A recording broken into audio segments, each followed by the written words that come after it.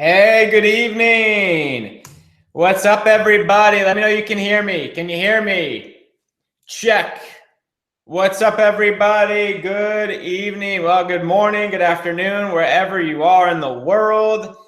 Hello, hello, hello, hello. What's up, Christy Lee? Hey, Michael. Yes, I know there's a lot of MLSP family members up north getting slammed with snow. Blessings. I hope all is good with you and you're enjoying the snow and getting around okay if you need to, but be safe up there. Hi, sending lots of love to all the family members. Hello, we just got back from a cruise. We are rocking and rolling, man. We so cool hanging out in the Caribbean with like, I don't know, 20, 25 attendees here for our inaugural MLSP cruise, which was so cool and so fun. Lots of stories, lots of camaraderie, relationship building, lots of friendships getting deeper and deeper. And it's just cool, man. I love what we do. Hello, family. Hello, hello. What's up, Monica, Amelia, Ellie? Yes, I'm sure you have some snow up there in upstate New York. Good morning, Amy Starr Allen. What's up? Debbie Stone, Carol, Judy, Chris. Hi, everybody. My name is Brian. I'm one of the co-founders here at My Lead System Pro. I want to welcome you to tonight's webinar. You are here to get some training, and you are going to get that. I'm going to take just a few minutes here to just sum up what we do here. We've got a lot of guests here tonight, and of course, a lot of members. What I would recommend is that right now, from this point forward, turn this off. Okay, Lisa's going to be joining us in just a minute or two. She's updating her computer. Her computer flipped out and she has to update something real quick. It happens. No problem. But guys, turn this off for real. Hello, everyone. What's up, John, Krista, Christy, Ellie? 34 inches. That's a lot of snow. Patrick, 90 degrees in Phoenix. Right on, man. Monica, what's up? Guys, turn this off. This is going to be an amazing training when we bring out Lisa in just a minute here. And we'll talk about why the content in just a second. But before we do, hello.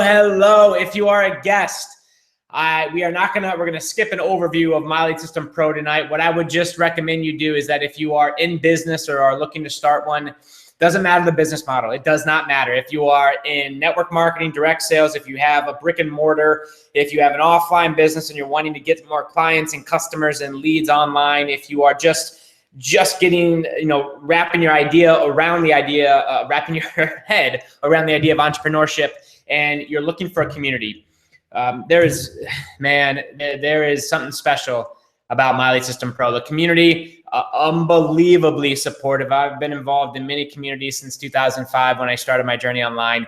There is something magical happening right here. And you can just take a look at the majority of the success stories that you see online today when it comes to internet network marketing. They were born right here. And that's not me or my ego. It's this community. There is something happening here. And most of the leaders out there, some have gone on to build 6, 7, 8-figure businesses. Some have launched MLM companies that have done in the 9-figure range. Some still are building their personal brands and are trainers here. You're going to meet one tonight.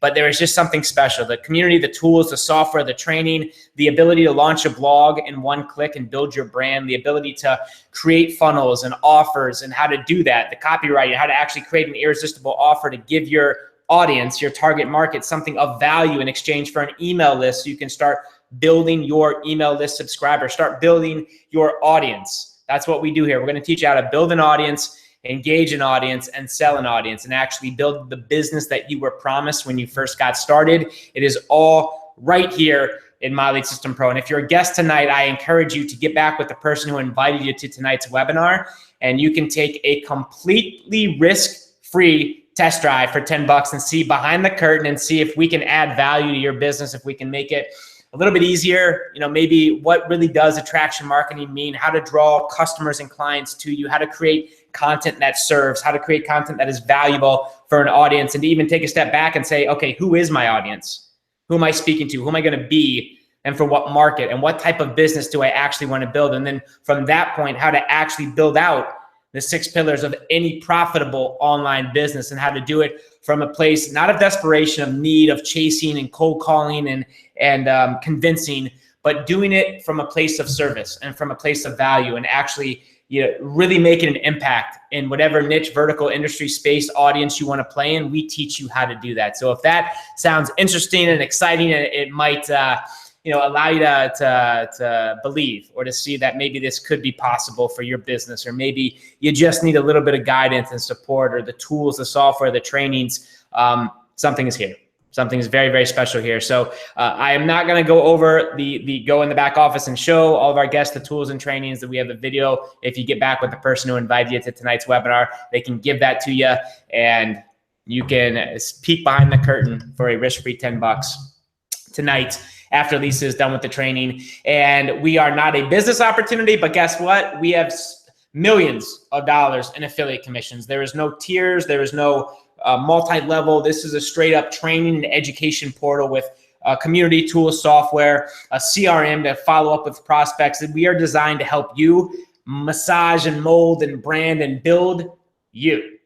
Okay, build you right now to actually become the leader. That's what we've been doing since 2008, and to teach people how to become leaders in their industry, in their niches, in their spaces, and build a real, sustainable, profitable business. Man, it's very, very cool. And the affiliate component, we again are not a business opportunity, but we do have a lot of fun with our affiliates, and we when people fall in love with the tools and the software, and they want to refer MLSP to other people, to people in their network, to other business owners in their audience, in their network, we will actually pay them. And we've paid out millions of dollars in affiliate commissions on the side, so people can start earning and creating some cash flow for their business as they learn, as they implement, as they launch their blog, create funnels, learn how to drive traffic, learn how to build an audience, how to engage that audience, and how to create a full-time business. And we've got L1 through L7.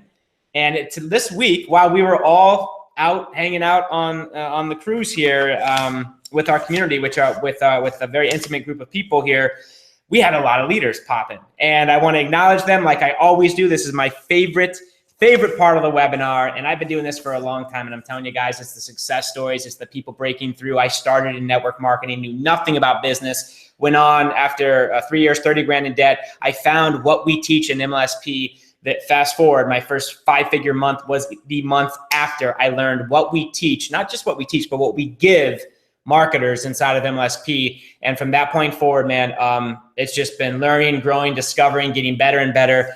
And that's what these leaders that I'm about to introduce here to you, that what they've been doing in their business. They're increasing their value, their skill sets, their knowledge. And so facto, they're able to impact their audience more and more and make more money. And I want to acknowledge our leader level ones. This is just in the last 5 or 6 days alone. Joyce Anderson, Sarah Cole, Casey Rogers, Susanna Costa-Muvera, Rebecca Lewis, Lisa Reed. In the last 6 days, congratulations. L2, we've got Karen Winter. Awesome, congratulations. And as you can imagine, it gets more challenging and more difficult. The numbers get bigger, the commissions get bigger as you go up and scale up to L1, 2, 3, 4, 5, 6, and even 7. And you've got to hit L1 before you hit L2 and L3 and L4. And I just want to, we always honor and acknowledge the leaders who step up and get more and more results each and every week. And that truly is my favorite part of every single webinar we do, because it's that one, especially at L1, man. At L1, you're just starting to get some traffic. You're just starting to get some results. Chances are, for the first time ever, you're about to get your paycheck online. And my friend, man, if you're struggling, you haven't yet gotten that first check to where it really becomes real. Something magical happens, even if it's like $10 or a couple $100. That first check, from blood, sweat, and tears, clawing and just figuring it out and getting your tail whooped and all this technology and learning new skill sets, that first check, you never go back to business as normal. And you start to unplug at really what is possible when you get better, and what is possible when you leverage the internet to build a business, and what is possible when you create value, when you inject value into the marketplace, into your audience, into your target market that actually serves them. Here's Lisa. She might be having a problem getting on the webinar. 1 second, y'all. Hey, what's up, Torres? Okay, 1 second. Are you, can you just register and I'll bring you out? Yep, I'm already on. Okay. All right, cool. All right, give me a second. I'll bring you out. Let me make sure you're on. Hi, guys, this is real. Lisa's on the phone, by the way. Hi, everyone. We'll get right out. We'll get right to it here. Hold on. Let me see.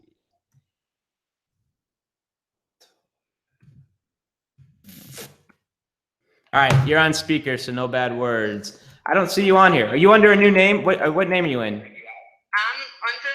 my name. Let me here. I'll send a message in the chat room. Okay. And I clicked the question mark. Hold on. That's odd. Alrighty. Okay.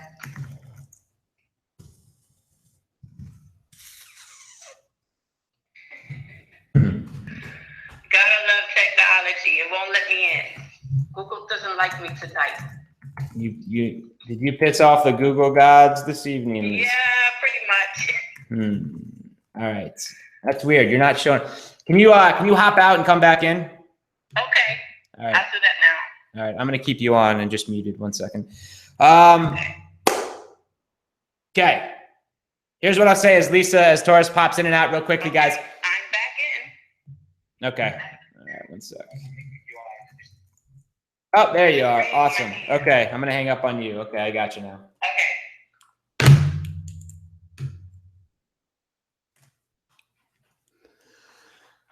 Okay, for all of our members, hello. For all of our members, guys, just write this link down. It's mlsp.com/coach. mlsp.com/coach.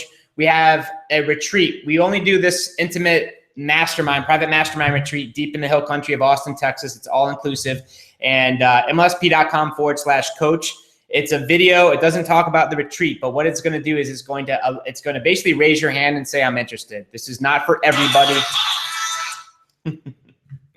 Hey. I still cannot get on. It keeps giving me this green thing. But what I'm going to do is I'm going to try like a different browser. Okay. And see if that works. Okay. So I'm going to get out of the one you just invited me to and try to get back in again. Cool. Okay. All right. mlsp.com/coach, guys. mlsp.com/coach will get you on the phone with one of our team members, one of our MLSP experience reps. And we are right now rolling out MLSP experience reps to make sure that our community, that our members have the best experience possible with questions, concerns, getting them a one-on-one attention if they need it. And that right now is the way to learn more about the MLSP Mastermind retreat. The MLSP retreat happens once a year. It's going to be at the end of April. And we are doing something very special with our coaching program in conjunction with the actual retreat. And if you're interested, it's like 4 days locked up in this beautiful resort area with me, Jesse Jameson, Norbert Orlowitz, Jim Finale, Diane Hawkman. We may be adding one more speaker. That's certainly enough knowledge and from a content standpoint. We've got the curriculum. I mean, this is actually Erin Birch attributes her, like what she's done so quickly to that entire week. If you don't know Erin's one of our fastest L5 leaders inside of My Lead System Pro. She just hit it just crazy fast, and now she's launching another business in a different industry. She actually consults an MLM company right now, and she's growing and building her own business as well as a certified coach here at MLSP. And she attributes her experience, her success to specifically that MLSP Mastermind retreat, which is very cool. So if you're wanting and ready to go next level in your business, definitely something. It will sell out. It is very intimate. There's already 3 spots taken. It's mlsp.com/coach. And that will get you just watch the 8-minute video, and it will get you through the coaching application. And our team leaders, when you fill out the application, let them know you want to hear more and get more details about the retreat. And we will have that conversation with you to see if it's a good fit based on where you are right now to where you want to go. Torres is on. Let me see. All right, Torres, I see you, my dear. I'm hitting add. I hope you show up. Okay, you've disappeared now, so I think that you are about to roll into the room. Let us see. Guys, it's technology. We're doing the best we can. Oh, and by the way, please allow this right now to inspire you to start doing webinars. It's not going to be perfect. We're real people. We're real marketers. I'm in one of my offices in my home building a very healthy business here. And it's real. It's real people learning real skill sets, adding real value to business owners, and making a full-time living and just making such a massive impact in the specific audience and markets that we want to play in and we want to serve, and the voice or message that we were given. All right, Torres. I don't see you, sweetheart. Uh-oh. When we get her on, man, she is going to be fired up. Even more Bronx style. I know she's down south now, but you can't take the Bronx out of the person. I've been told. I'm not from New York, but I've just been told. All right.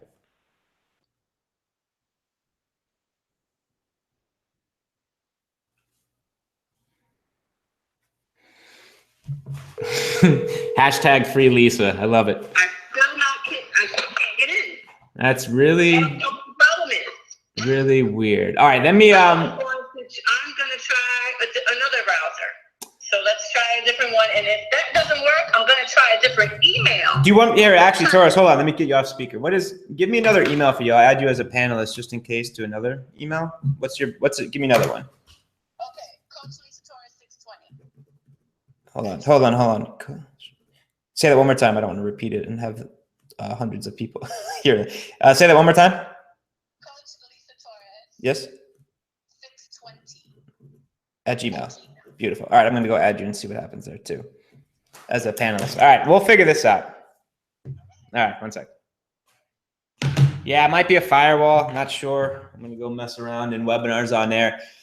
Yeah, guys, Webinars on Air is we're working on a solution right now. Google had the API from Google to Google Hangouts. They've totally messed. They're very soon in 5 or 6 weeks. I think that API is changing, so we can no longer Hangouts the way it is right now. Our development team is right now searching big time for a solution. They're working.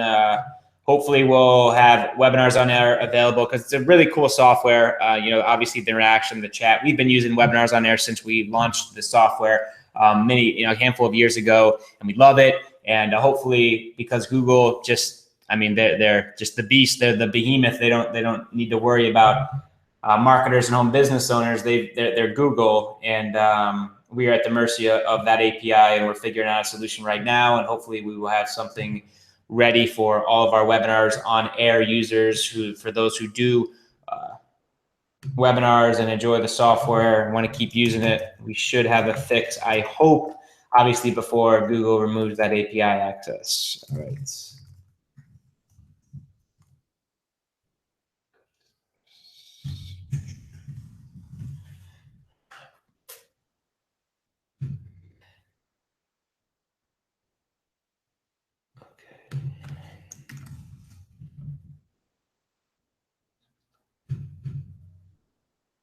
All right, let's see what happens with that. Rez, there you are. All right, trying again. Oh, this is so fun. It's like leader roulette. We'll see if she shows up, and if not, no, she will. We won't even throw that out there. Well, I see somebody. Yay! Yeah, what's up? Hello. My goodness. Looking good. All right, we are on. We prevailed. I love it. Guys, before we bring out Lisa here, bottom right, I'm not sure if she's doing slides. I want to get right into it. I'm going to bring her out here. Bottom right, you'll see a gear. Go click that gear button and go to the max resolution possible, and then go full screen, and it will give the best possible experience with Lisa. Tonight is a very, very cool content and very, very cool topic. Hi, Lisa. How are you? Hi. I'm good. How are you? You look like a rock star, man. Well, thank you. I try to be a rock star sometimes, Very nice. I saw your videos all over the place the last 2 weeks. Congrats. Oh, thank you. Thank you. Well, guys, I'm going to bring her out. You guys have been patient with us as we figured out, and we are human with technology and figured out a solution. Here we are. She didn't quit, which is a perfect segue into where there's a will, there's a way, right? Damn, Lisa, you are the epitome of that, guys. And think about this. I say this all the time on our wake-up calls. Lisa shows up fairly regularly on pretty much everything we do here at MLSP, and we'll be on stage at Live the Dream coming up in August. $20 in 18 years. If you're struggling in your business, man, I get it. It's a new skill set. It's tough. There's a lot of different moving pieces, lots of challenges, lots of uncomfort, having to get uncomfortable to do things you never thought possible. Torres hung in there for 18 years and made $20 in those first 18 years. So if you're, saying to yourself, is it possible? Is it real? This is so difficult, dark night of the soul type thing. I can't take it anymore. Fast forward to today, Lisa hung in there, made a decision. And now, she's coming off her best year ever. She's a multi-six-figure business owner. She's got a handful of products. She has her own coaching clients. She had like a 6-figure week, and that was all in the last 3 or 4 years, guys. That is, the night is darkest just before the day. And if you want some inspiration of what is possible, if you just put the blinders on and go to work, this gal is a huge top earner inside of MLSP, top affiliate, top earner in the industry as a whole. And she just crushes it, man. And she's got a little bit of pizzazz, a little bit of attitude from New York. And I love it. I love her style. So please welcome L56. Excuse me. I remember giving that. Dare you? No, forgive me. I remember giving you your award. Trust me. I had just that threw me off this evening here. L6, guys. I think we have 5 or 6 L6s ever. That is a huge number, a huge metric. And the powerhouse Lisa Torres hit that. So please welcome Lisa. Hello, my dear. We are here. Well, thank you. I'm sorry that I'm late, and I don't know what the hell was going on with Firefox, but it just wouldn't let me in for some weird reason. But I'm here, so there's a way, like I said before. So excited to be here. Hey, everyone. I see Ellie and Mario and Joshua and a whole bunch of people, Susan and Christy. Hey, guys. All right. Well, thank you for your patience. I hope you guys are excited because I want to share with you, what I've been doing for quite a few years. So if you guys are ready to rock, I'm ready to rock too. What do you say, Brian? Man, creating content for a whole month in 2 hours. I've got my pen and paper ready. 20 leads a day. I'm in. 20 leads a day. You got me. I'm hooked. Let's rock and roll. All right. Well, what I'm going to do is I am going to share my screen with you guys. So just give me a second. Let me get this bad boy going.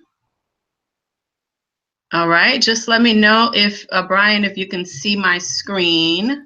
Yes, ma'am. I'm going to go ahead and start from the beginning. Are we good? Crystal clear. Yep. Okay, perfect. Well, let me close this little thingamajig here so we don't get any little distractions. That's my little jingy thing. Okay. All right. Well, tonight, guys, I am going to teach you how to create enough content for the entire month in less than 2 hours, maybe even an hour. Become an authority in your niche and pull in 20+ leads per day. I'm talking about every single day. And even, with me right now in these numbers, for me, it's anywhere between like a low day is 20+, like 20, 25, 28. And a high day, like today, I think the last time I checked was about an hour ago, I was at 101 leads for the day, and the night isn't even over yet. So it varies, some days are low, some days are high, but I'm going to teach you what I do tonight and how you can actually start utilizing content. In MLSP, since I first started with MLSP years ago, when they first launched, they were only, I think, 4 or 5 months old when I first started with MLSP. And one of the things that I've learned from all of the leaders is, and MLSP, Brian and Norbert and everyone, is to create content. Right? Content is king. We all know that. And so that's what I want to teach you guys tonight. So I hope you're ready for it, because when you're done with this, when we're done with this hangout, you're gonna leave with some nuggets that is going to allow you to just absolutely crush April and beyond. Okay, so let's get right into it. So let me see. Throw my slides here. Okay, so a little bit about my journey. I don't want to share too much about my story so much. I want to share my journey. And the reason, some people get like, oh, let's just get to the point. We cannot get to the point unless you know my journey, because my journey is here to inspire you, to show you what's possible to get to the point. Okay, so be patient. Okay, I'm just going to share a little bit of my journey before we get into the actual content for tonight. So a little bit about me and my journey. You know, I'm a wife and mom of two. I have a 23-year-old stepson and a 15-year-old daughter. I have been on my own since I was 17 years old. My mom passed away from cancer when I was 17 years old, and I have been on my own ever since. I had to quit high school and start working to survive, and I hated every second of it. I was introduced to network marketing at a home party at the age of 19 years old. I struggled for 18 years, like Brian just told you. He finally got it right. Okay. I struggled for 18 years, and during that time, I only made $20. And I was jumping around from company to company to company. In 2007, I got laid off from my job, and I never had a job again. And I started from that point on YouTube. And that is when I finally started having some real financial success. Within my first year on YouTube, I was making about $1,000 plus per month, and that was a big deal. In 2009, I joined MLSP. Like I said before, they were only about 4 months old. And I learned about the concept of attraction marketing and leading with value. And, you know, that concept helped me to increase my income at that time to about $3,000 per month. And then along the way, I had left MLSP and started doing some other things, and recently came back almost a year ago. Next month will be a year ago. And in 2013, I finally had a breakthrough and had my first six-figure year. In 2013, I also moved my family out of a tight 2-bedroom apartment that I was living in for 35 years in the Bronx in New York, and into a 5-bedroom, 3-bath rental home in Atlanta, Georgia.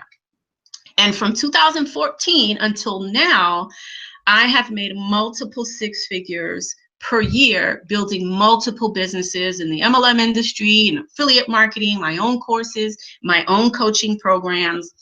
And I want to share 2 recent big accomplishments that are a big deal for me, especially because of where I came from. You know, I'm from the Bronx, right? I didn't grow up, you know, with a silver spoon in my mouth or anything like that. I had to bust my butt since I was 17 and really figure this thing out. And so the first thing is that in 2016, in April 2016, so almost a year ago, I purchased my dream car, brand new Mercedes-Benz. And now I'm building my dream home right now. And it's because I started creating content and adding value on social media. So you could see here, this is me with my new car, thanks to MLSP and the awesome training that they've given me, and you know, their idea of building leaders, right? They've built me up as a leader. And you can see here, this is, I mean, I don't have a house to show you right now because I'm literally building it from the ground up. So this is a picture that I took the other day. They literally just started grading it. They tore down the trees, and this is my first home ever. You know, I'm going to be a first-time home buyer. This is my first land ever. I've always been a renter, so this is like a big deal for me and my family. Because we've come a long way. And honestly, I'm going to tell you right now, it is because of content creation. It is because of adding value to the communities on social media. Whatever social media platforms you are on, you know, you can start adding content there. For me, I started with videos on YouTube, and then that went into blogging, and then other social media platforms. Back then it was MySpace, and then Twitter came, and then Facebook came, and I just decided to master Facebook, and then Instagram launched, and Pinterest, and all of these other social sites. And you know what's funny? No matter what, because I've dabbled and played around on every single social media platform that is out there, all the hot ones, right? And I can tell you right now that I've generated leads and made sales from each and every one of them. Each and every one of them. Why? Creating content and adding value. That's why. Okay? So no matter what social platform you decide to roll with, for me right now, it's YouTube and of course my blog and Facebook.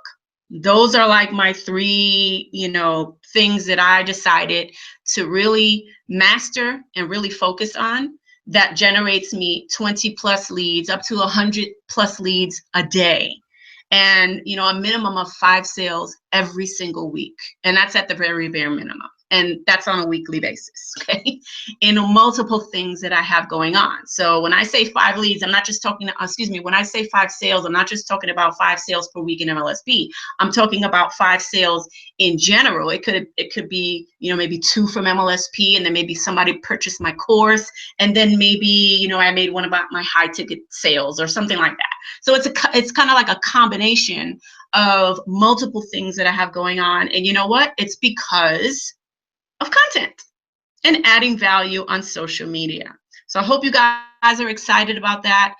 Thank you for listening to my little journey that I wanted to kind of share with you before we get into the content, because I believe that this right here is super important, because if you don't know where I came from, then you won't understand, you know, what we're going to get into right now, and you won't have a vision for yourself, right? And a dream for yourself. So wherever you are right now, okay, I was at the low end of the low end, okay? So wherever you are right now, trust that creating content and adding value on social media, whatever platforms you decide to, you know, run with, trust that it will work if you're providing valuable content. So why use content to generate leads? Well, it's very simple, okay? Because content is king, and because money grows from seeds that you plant. You've always heard money grows on trees. Well, guess what? That's not true. Money doesn't grow on trees, okay? They don't grow from trees. Money grows from seeds that you plant. So what are the seeds? The seeds is content. A seed could be, maybe you shot a video right now and posted it on YouTube. And now it's starting to organically generate leads and sales for you. A seed could be, maybe you created a new blog post and, you know, and you put SEO on it and stuff like that, which we're going to talk about a little bit tonight too. You put SEO on it, and then now, you know, the search engines are picking it up. And now you're starting to generate leads and sales. That's a seed that you planted that eventually will start to sprout, and the leads and the money will start flowing in. Okay, it doesn't happen overnight, which is why you have to plant a lot of seeds. Okay, if you ever heard of that story about the, what is that plant? Oh God, I'm kind of blank right now. The bamboo plant, the bamboo tree, excuse me, the bamboo tree, okay? The bamboo tree, the way that the story goes is that the man, whoever his name was, whatever, is a story that I read, but he was planting, he was watering, he planted the seeds of the bamboo tree, and he started watering the seeds in the ground, right? And he did that for 5 years straight. And everybody in, you know, the village or neighborhood or whatever, everybody in the village, they were just looking at him like he was crazy, because, you know, they're thinking, you keep watering the plant, but don't you see that nothing's happening? And he just knew that if he kept watering the plant or the seeds in the ground, you know, in his whole land that he purchased, where he purchased, you know, the land that he purchased where he planted the bamboo seeds, it took 5 years for just one little sprout to come up from the ground. One little sprout, kind of like what you see these little money tree, the monies coming from the ground. A little sprout started sprouting from the ground from his land that he purchased, because he was watering it for 5 years. And then before you knew it, that plant, I think it grew like 80 feet in like 2 weeks, okay? Why did that happen? Because he was consistent every day. He planted his seeds, he planted the seeds, and he watered the seeds, and he just harvested. And everybody else was laughing at him, and everybody else was saying, oh, it's not going to work. You might as well give up. Stop planting these, you know, stop, you know, watering it, because nothing's going to happen. If it hasn't happened by now, it's not going to happen. Well, guess what? He grew he had a whole land a whole land. I don't know how many acres, but he had acres of bamboo trees that grew. You know, the moment that they sprouted, boom, they started just growing. I mean, super fast. And that's kind of how, like, you know, when we talk about planting seeds to grow money, well, that little seed is a piece of content. Okay. Now, of course, you don't have to water it, but you have to produce it and actually put it online.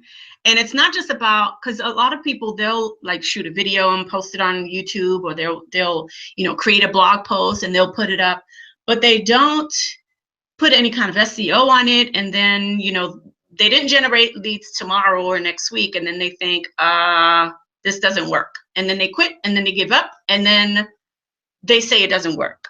Well, I can tell you right now, that's a lie. Okay. It does work. You just have to give it some time. But if you do it the right way, the way that I do it, you can start generating leads rather quickly. So one of the reasons that I love to create content is because it allows you to brand yourself. It allows you to build authority. It allows you to build a following. It allows you to be an expert in whatever it is that you decide to be an expert in. It allows you to generate autopilot leads, right? I have videos that have been on YouTube and blogs that have been online for years that are still generating me leads. Okay, still generating leads. In fact, let me give you an example. I posted a video, actually a couple of videos, but there's actually this one specific video that I posted a little over a year ago about MLSP. And that video still generates leads, and I still get MLSP signups from that one video. One video. Okay, so that's what you call autopilot leads. And then there's autopilot sales, because obviously if you're generating leads and you know how to harvest your leads and you know how to build relationships with your leads, well, guess what? The sales will just start coming in. So, you know, when you have a system that works like a well-oiled money-making machine, you will win every time. Every time you will win. Okay, so here's what you're going to learn tonight. I'm going to teach you a simple 3-step process to find the keywords that buyers are actually searching for. I'm also going to teach you a sneaky little strategy to quickly come up with valuable content ideas that make prospects see you as the authority in your niche. And again, I don't care what niche you're in. It could be, maybe you're a social media coach, maybe you're a health and wellness coach, maybe you are, you know, you sell makeup, you're trying to, you know, get sales for your makeup or Tupperware. I don't care what it is. Whatever your niche is, you can create content around that niche. I'm going to teach you how to get a ton of free traffic to your value-packed content to build your list and get you a base of dedicated followers. And why with just 2 hours of your time every single month, okay, you can start generating 20 plus free leads a day and a few sales every single week. And I'm not talking about every month. I'm talking about every week. Wouldn't you love to have sales coming in weekly, if not even daily? Because sometimes I even make sales every single day in a row. And then, you know, maybe a day or two will go by where I don't make any sales, and that's fine. Because I know that more sales are coming in from what? My content. My value-packed content. And that's what I'm going to teach you tonight. So I hope you guys are excited. I want you guys to grab a pen and a pad and get ready to take some notes as we dive into my multiple six-figure content process. Okay, so if you guys are excited about that, let me see you post something. I'll check in a little while, but just say, yes, I'm excited. Let's get into the content, or whatever you have to do. Say that inside of the chat room. Just say, yes, I'm ready to get started inside the chat room, and I'll check it out a little bit later. And later on, we'll open it up for some Q&A too. So, all right, so let's get right into it. All right, I see a whole bunch of people saying, yes, I'm ready to get started. Awesome, awesome. I love it. Okay, So what I'm going to do is I'm going to have to, let me go into, I'm going to have to open up another browser window over here. Hold on. Because what I need to do is I need to log out of here and go into another Gmail account. So hold on. Okay. So what I'm going to do right now is the first thing that we want to do is we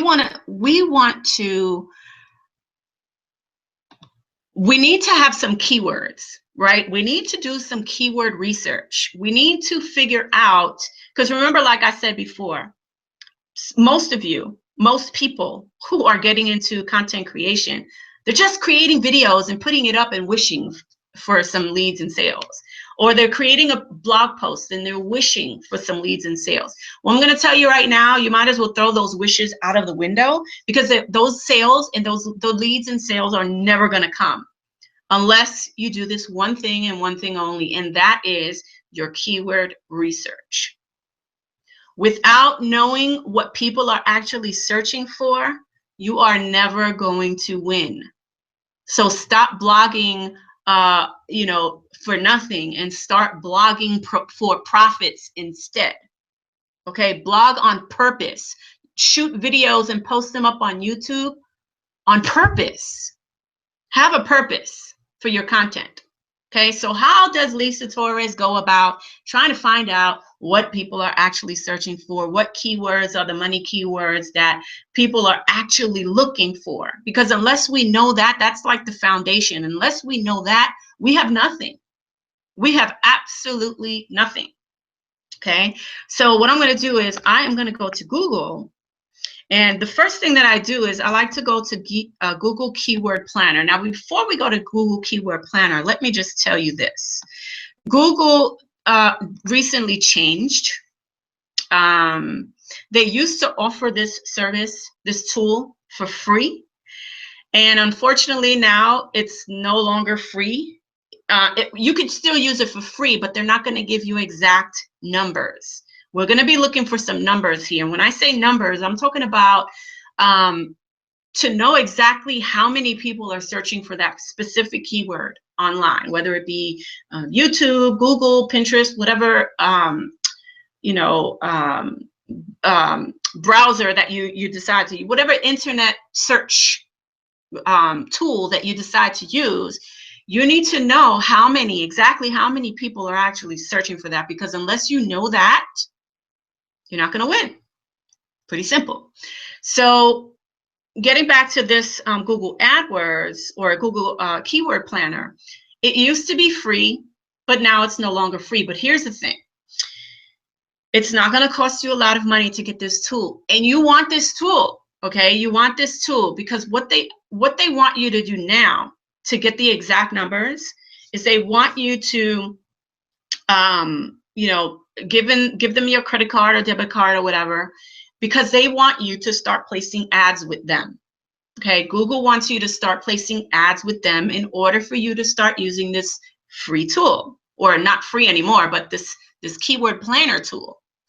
So the good news, there's two sides of the coin here, okay, and they're both good news. The good news is that you don't have to spend a lot of money to use this tool. Okay, I spend about $1 a day on this tool. Okay, so that's about $30 a month. And you don't even have to spend $1 a day. You could spend 5 cents a day, 20 cents a day, 50 cents a day. It's totally up to you how much you want to spend a day. But here's the thing. Whatever you decide to spend a day, you just create an ad one time and it's going to run for you over and over again. And the worst that can happen of that little $30 that I spend for this tool every month to get access to it, the very worst that can happen is I generated leads and maybe even a few sales. Big deal, right? So just be prepared that you're going to have to create an ad. And my ad is very simple. I didn't even go into too much keyword research with my my ad or anything like that. I just set the ad, I threw on some keywords just so that I can get to the actual tool. But the cool thing about it is that you'll see that I'm getting visitors to my blog. And I didn't even, it took me like 5 minutes to set it up. So let me go ahead and sign in and show you exactly what I mean.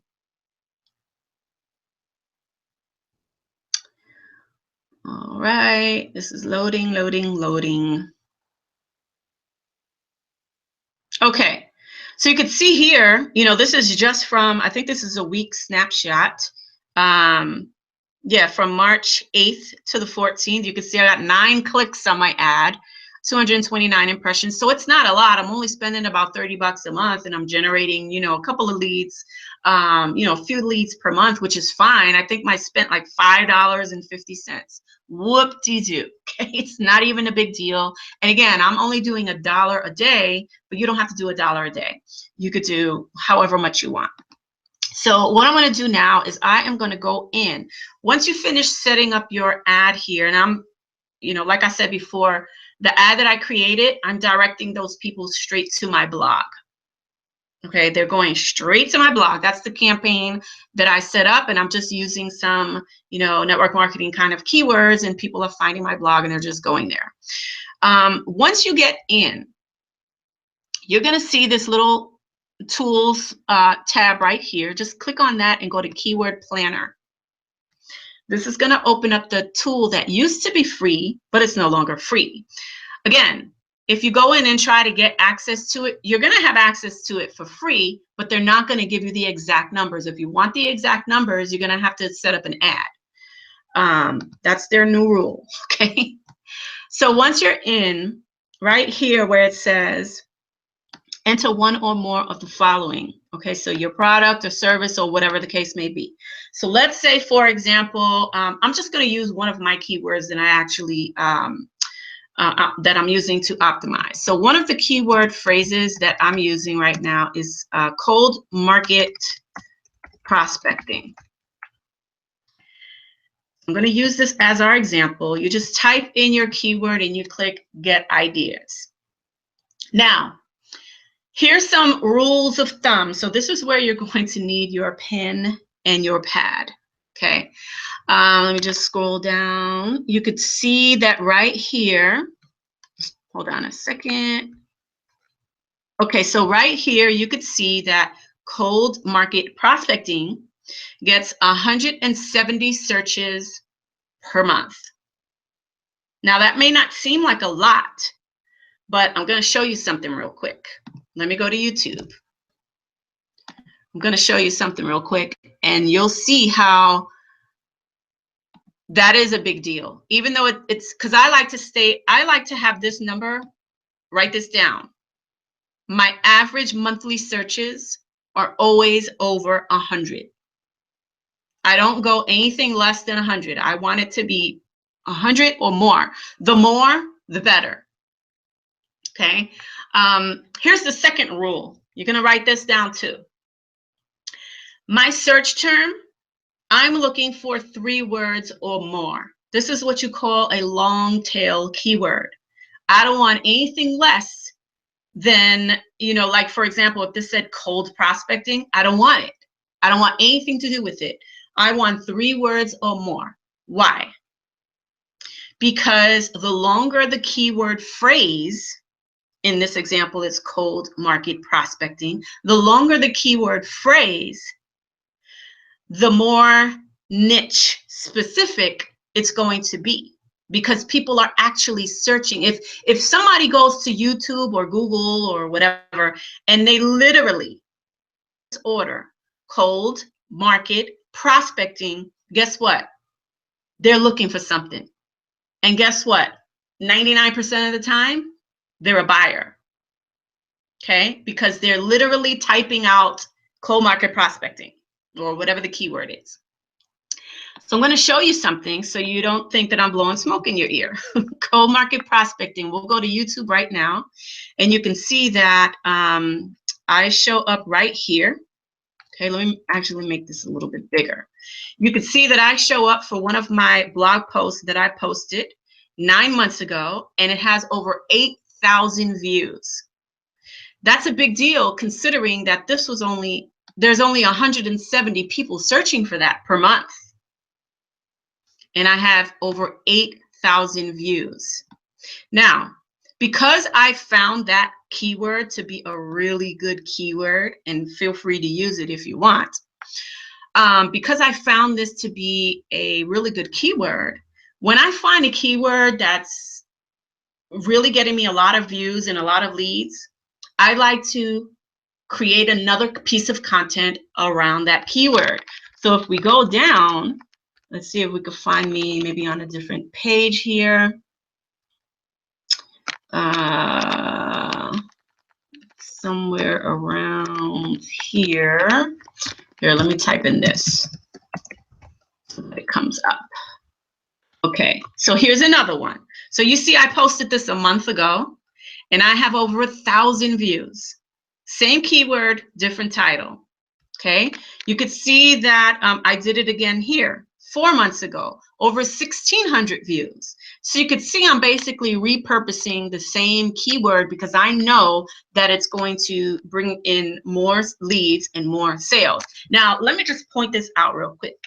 I am in no way, shape, or form one of these big, YouTubers where I have like hundreds of thousands of subscribers and I get hundreds of thousands or millions of views. Nothing like that.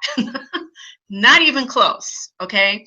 I get, over 1,000. I mean, I think my biggest, the biggest video that I have, I think is about somewhere between 20 and 30,000 views. So you could see that I'm not a big YouTuber, but the keywords that I try to rank for are keywords that I know that my target market is searching for. And if I'm providing valuable content, when they find my piece of content, they're going to become a lead and they're going to become a sale, convert into a sale. They're going to either, get into MLSP if that's what my video is about and what my call to action is, or, maybe it's for my network marketing company or whatever the case may be. Okay, so this is just an example of what's possible when you're creating content. Let's talk about this keyword tool really quickly. So there's 3 things. Remember I said one of the things that you're going to be learning tonight is my 3 secrets. Well, here's the secrets. So let's recap real quick. Secret number 1 is that the average monthly searches, and I'll make this bigger so you can see it. The average monthly searches has to be 100 or more. 100 searches or more per month. The more, the better. So the higher this number, the better. Okay. I don't pay attention to competition. I don't pay attention to suggested bids. I'm looking for the number, and it has to be 100 or more, or I don't want anything to do with it. Rule number 2, secret number 2 is that my search term has to be over 3 words or more. If it's 2 words or 1 word, I don't want anything to do with it. It has to be 3 words or more, or I'm not gonna waste my time creating a piece of content around it because I know it's not gonna do me any good. Okay, for the most part. And then also secret number 3, which I'm gonna show you right now, is what I like to do to see my competition on this keyword is I copy it and I open up another browser and I just go to Google and I type in quotes, just like that, in quotes. I type that in and then I click search. And what I'm looking for here, let me make this a little bigger so you can see. What I'm looking for here is the results. So you can see this only has a little over 21,000 results. And I like to keep this number under, write this down, 100,000. And I'll tell you why in just a second. I like to keep this number under 100,000. The lower this number, the better. And basically what this means is that this is, what this is telling me is my competition. This basically is just telling me that there's a little over 21,000 people who are blogging and doing videos or whatever, and using this exact keyword phrase, cold market prospecting.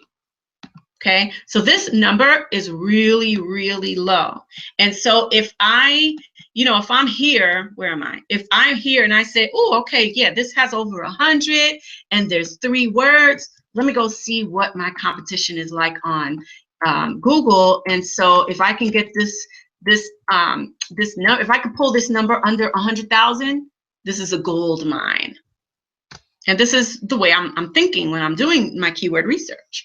So when I do that and I see that this is under 100,000, and the lower this number, the better. If this said, let's say 3,000 results, oh my God, that is money in your bank, okay? So the lower this number, you better do your hallelujahs, because that's money in the bank. It's leads and sales all day long, okay? The lower this number. So that's kind of like my 3 secret. I could, you know what? We should have charged for this webinar tonight, because just those 3 little secrets alone, if you apply them consistently, you're going to start generating leads and sales up the wazoo. Okay, just like I do. So, and this is all organic. This is free stuff. You don't have to pay for ads to do this. This is free stuff here. I've been doing this for years, since I started blogging, I think back in 2009. I've been doing this exact strategy ever since then. So you want to know how I crush it with content? I just gave you the gold mine secret. I just gave you my multiple 6-figure, one of my strategies for creating a multiple 6-figure business. Okay, so take that to the bank. So let's go look at now what do we do? Okay, so we find this keyword and we're like, oh my God, we just found a keyword that's getting over 100 people per month looking for it, and the competition is really low. It's under 100,000. Let's go create a piece of content. Okay, and we're going to get to that in a minute. What I want to share with you tonight, and the reason why you're here, what I want to share with you tonight is what does Lisa Torres do to come up with consistent content, however you want to create your content. Okay, let me give you an example.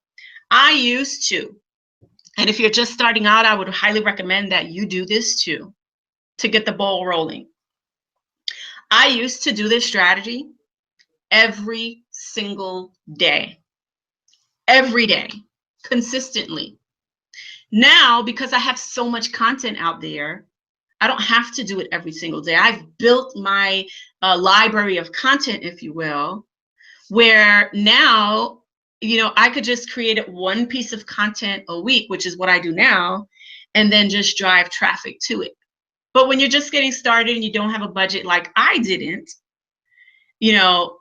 this is what I did. I did this every single day. Every day I would be in Google Planner, finding keywords that people were searching for and creating a piece of content and just building up a whole library of just videos and blogs and things like that. Okay, so what do we do with this piece of content? So now that we have this piece of content, and if you want to go in here and pull, like, for example, if you're going to be doing 5 blog posts per week, then you're going to need 20 keywords, right? If you're going to do 1 blog post or 1 video a week, you're only going to need 4 keywords, right? Because you're only going to be doing it once a week, which is what I do. So I'm going to show you the dumbed down version, okay? And not overcomplicate it for you tonight. Now, again, you can take this process and do however many pieces of content you want, over the course of a month, but I'm going to show you what I do as of now.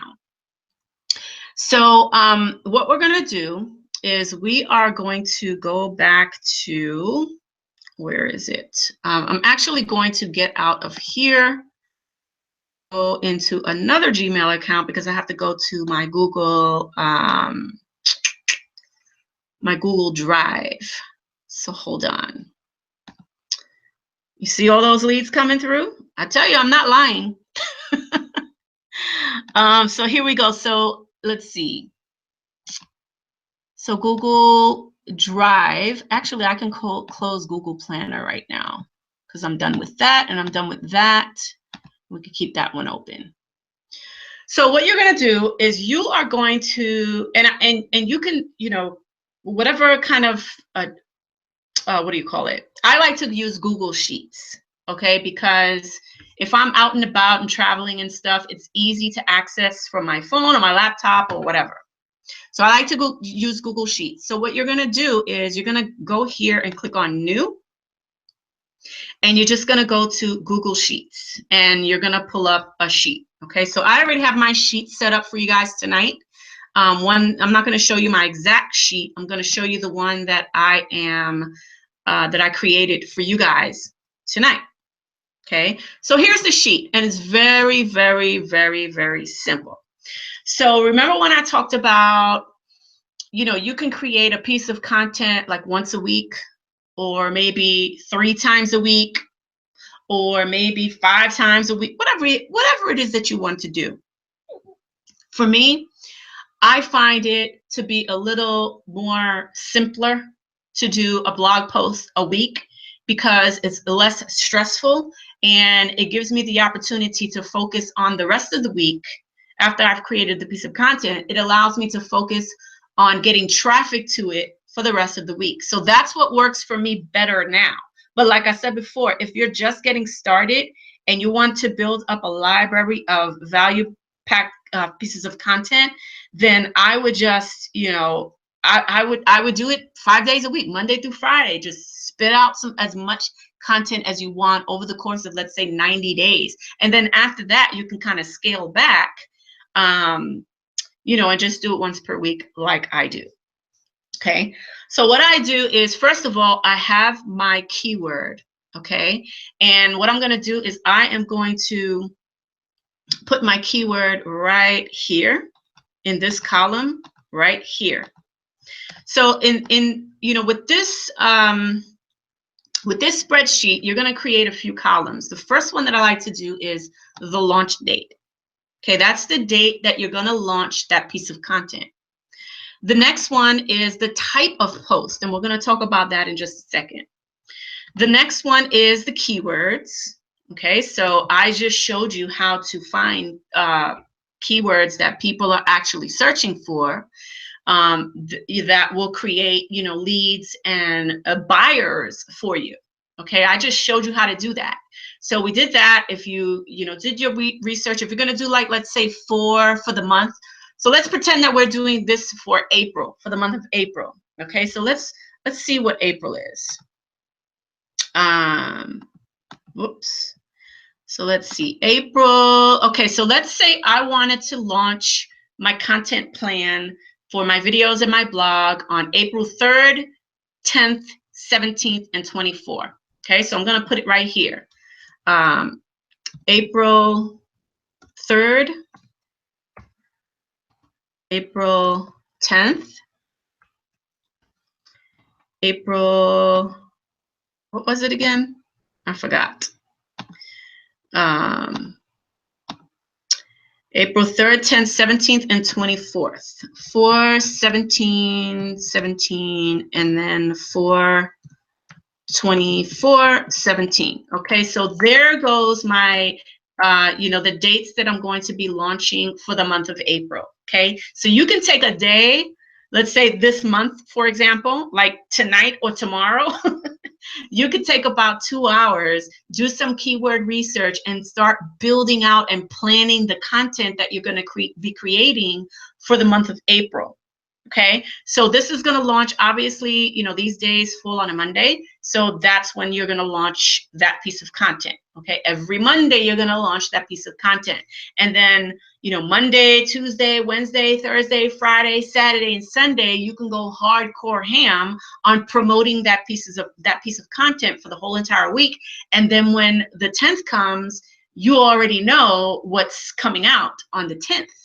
Okay, you can even put some, little curiosity posts about your next piece of, content that you're going to be launching, and for your audience to keep an eye out for it, or things like that. Okay, get creative with it.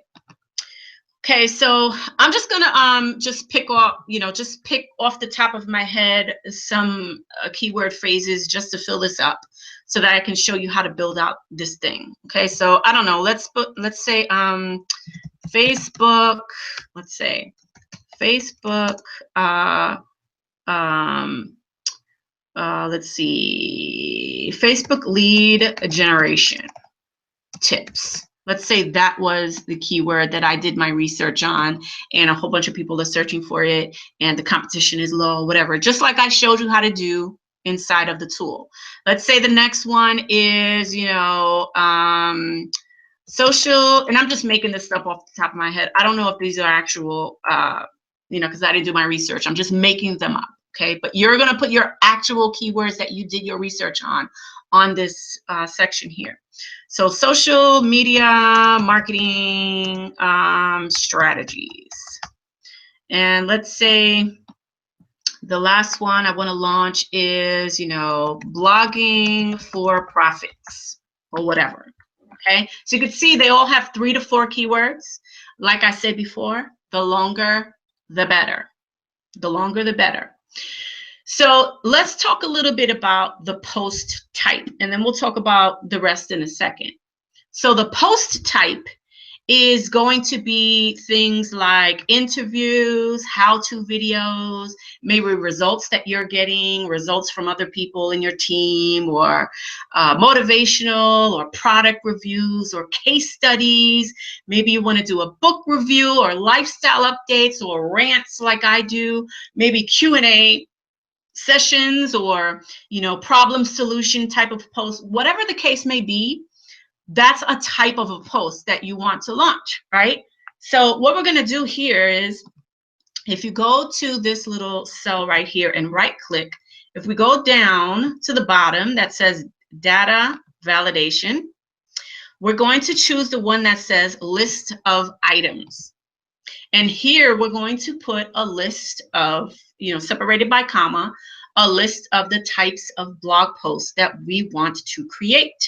So for example, let's say interviews, let's say how-tos or how-to, let's say results-based, case studies, say Q&A, and you can put this in alphabetical order if you want to or whatever.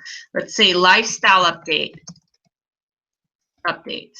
So for example, let's say you went on vacation, or you just bought a new Mercedes-Benz like I did, or whatever the case may be. That's what you want to put. The next one is rants. What else? Product reviews. I mean, the list can go on and on. What did I put here? Let's see, case studies, problem solutions, meaning that you're sharing a problem and then you're showing them the solution kind of thing.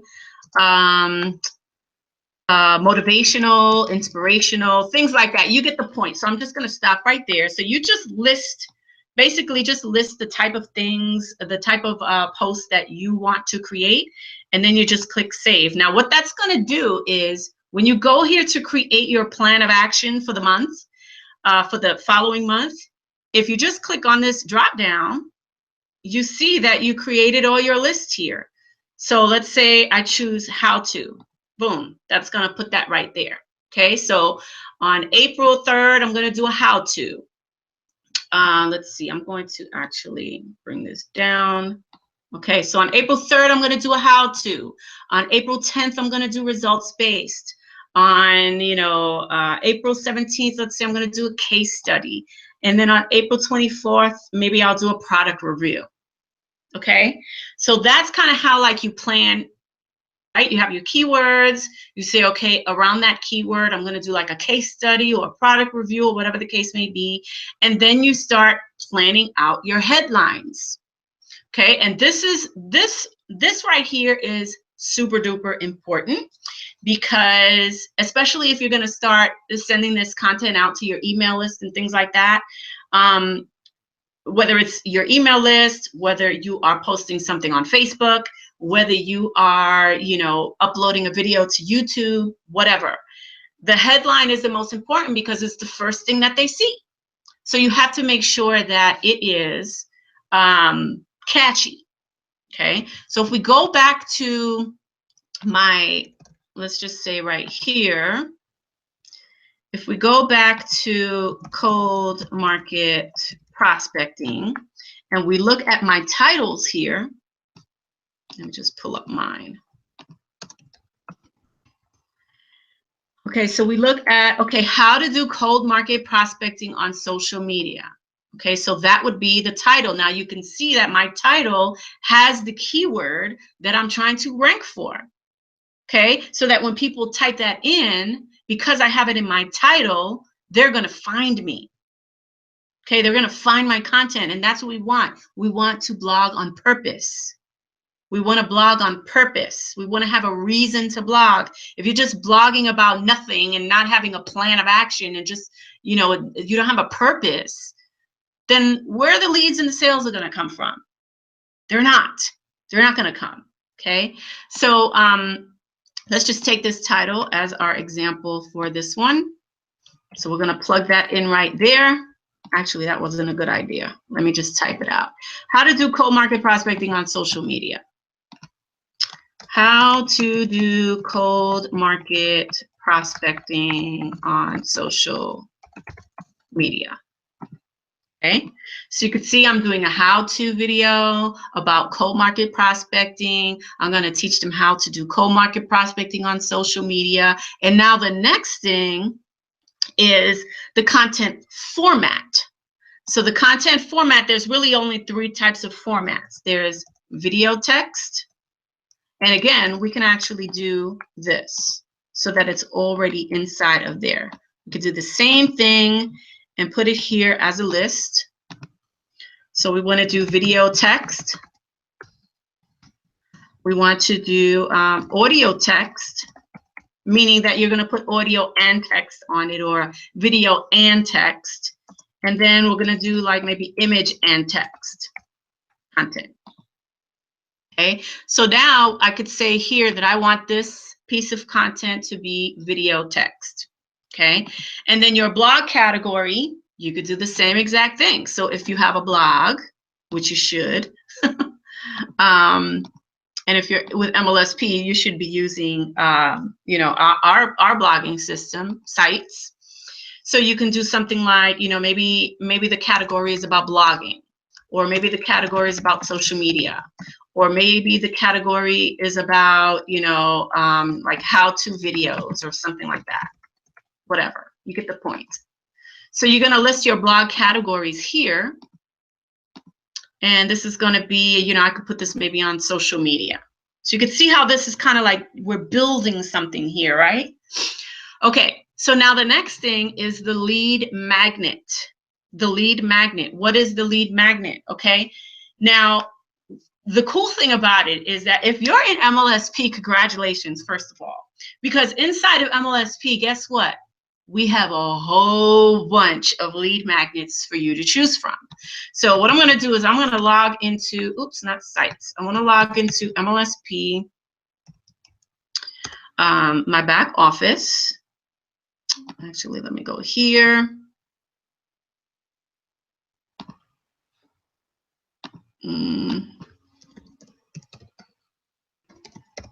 Just log in. And we're going to go grab some lead magnets. So if you go to, like you just saw that I went to my websites, you could go to any one of these, but whichever the ones that have the capture pages for you to actually generate the leads. And make sure that your, you know, that your autoresponders are attached to those capture pages so you could generate your own leads. So let's say, for example, you know, create my first ebook. Let's see something about social media here. Prospecting training. Anything about social media? Video marketing. Okay, let's say I wanted to promote this one. Okay, so we go here, we grab our link. Here's our CAPTCHA page. It's already done for you. So if you're not in MLSP, shame on you. You need to be in here so you could be generating leads with these awesome CAPTCHA pages that they build for us. These amazing funnels that they build for us. So if I wanted to tie this free PDF download and 63-minute marketing tutorial, you know, on how to get more views, subscribers, and stuff like that on YouTube, right? For example, and let's say, where's my content here? So you could see here that I'm doing a how-to. Cold, you know, my keyword is cold markets prospecting. This is my title. I'm doing a video text, so I'm going to create the video and I'm going to throw it on YouTube with my keywords and my title and all these different things. And then also I want to put that video on my blog post and create, you know, text around that video and create a call to action to click on the link or click on the banner or whatever it is that you want them to do. At the end of that video, you tell them what to do. And so let's say, for example, you know, you want them to go to this lead magnet that I just showed you. Where is it? Let me open it up again. Okay, you want them to go to this lead magnet. So what you're going to do is, let's see, free PDF download. So, okay, so what we could do is here. I'm going to take this title and I am going to plug this lead magnet right here. And I'm going to create another list. Okay, boom. And I'm going to put a comma and I'm going to go back to MLSP and I'm going to grab another one. So let's say this Twitter one here. So we'll grab this Twitter one. Where is it? Twitter right here. Okay. Let me open that one up in another browser because I don't know why it's not opening up. Okay, so I'm going to take this title here. I'm going to copy that, and I'm going to put that on the list. Okay, and so on. Okay, so you're going to do this by comma, and you'll click create, save it. And then when I say, okay, I want to attach this lead magnet to this piece of content. So I go to the drop down and I say, you know what? At the end of that video, I'm going to tell them to click the link to grab your free PDF download and plus 63-minute video marketing tutorial, blah, blah, blah. Okay, that's going to be my call to action. And so what you're going to put here also is the link, which I didn't create this content. Okay, so we're going to put the actual link so that you know what link that you're going to send them to. So we go to the URL here. You could say, okay, so this is the link that I want to send them to. I don't know if that's the actual link, but whatever. You get the point. Okay, so now, you know, if you did this for this one, for the 10th, for the 17th, for the 24th, you will have, you know, for the whole month of April, you will have every single week a brand new value-packed video, text, blog post, YouTube, whatever, that, you know, that's going to, with a call to action to, you know, whatever the offer is that we have in there for you to start generating leads with. You know, when you start doing that, you're going to start generating leads. And those leads are going to turn into sales if you know how to do it right. And we teach you how to do it the right way inside of our community in MLSP. So if you're not in MLSP, there should be a button on this page somewhere for you to get inside MLSP so you can get access to these lead magnets and the amazing training that we have inside, including the replay of this one that I'm sharing with you right now. So that's basically how you do it. That is how you build up your whole entire piece of content or pieces of content for the whole entire month. Now, like I said before, if you want to sit here, see, this only took me a few minutes to do, okay? This could take like an hour a month to build this out so that this way I know that when, you know, let's say a week before the 3rd, I sit down, I'm like, okay, what piece of content am I creating for next week? Oh, the how-to video on cold market prospecting, how to do cold market prospecting on social media. Okay, I'm doing video text. I'm going to do a video text video, you know, on blog post. and I'm going to send them to this lead magnet, and then that, okay, great, let's get this going. And then I go create create the content, I create the video, throw it on my blog, throw it on YouTube, and all that fancy schmancy stuff, okay? And that is how you basically create content for the whole entire month in less than an hour or two. If you're gonna do maybe 2 hours, if you wanna do it every day, then you're gonna have to fill this up. Fill this up with as much content as you want. This is totally up to you, okay? For me, like I said before, I'm only doing this once per week as of right now, because I've built my way up to this point where, you know, I don't have to do it every single day anymore, okay? So this is up to you. Now, you don't have to do it every single day either. Just know that, you know, you're going to be creating this piece of content for every single week. Now, let me just throw in some bonuses for you. Let me go to YouTube. Let me, where's my YouTube? I'm gonna go to my YouTube channel. And I kind of wanted to point some things out to you. Okay, so I'm gonna go to cold market prospecting, since we're using that as our example for tonight. Let me go to that video so I can kind of point some stuff out to you. Okay.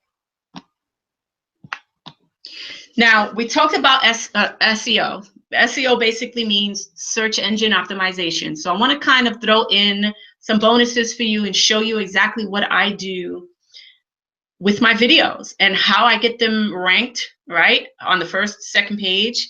How I get a whole bunch of, you know, leads and views and leads and sales from my videos. So you can see here that everything, you know, this whole keyword research thing that we just did, which is super important. It's about blogging on purpose, blogging for profits, right? Doing videos for profits and you know, things like that on purpose, right?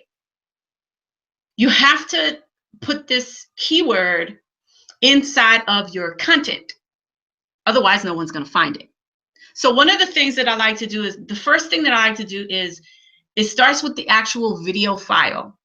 Okay, now you can't see this here, but my video file, the actual file name, before I upload it on YouTube, I save it, this video on my computer, and you have to give it a name, right? Well, that name should be the keyword. So the name of the video on the file on my computer is cold market prospecting. Okay, that is part of keyword research, because Google's going to pick that up. YouTube is going to pick that up. The second thing you want to do, and this is, start writing some notes here, guys. The second thing that you want to do is, whatever keyword phrase, in this example, cold market prospecting, whatever it is that your keyword phrase, make sure that you implement it into a catchy title that people actually want to click on. Okay, and then you can see here, I put it in quotes. I put it in quotes. The next thing we want to do is, the first thing that I like to do is, I like to put, and actually this link doesn't even work anymore. I have to change that, but I recently changed this to something different. But the first thing that you're going to do is put your link to wherever you want them to go. And then I like to give them, you know, access to me on social media. The next thing that I like to do is, I like to just share some, you know, stuff. Okay, so some of the things that I like to do is, in a sentence, I'm going to throw in the keyword in there, in a sentence.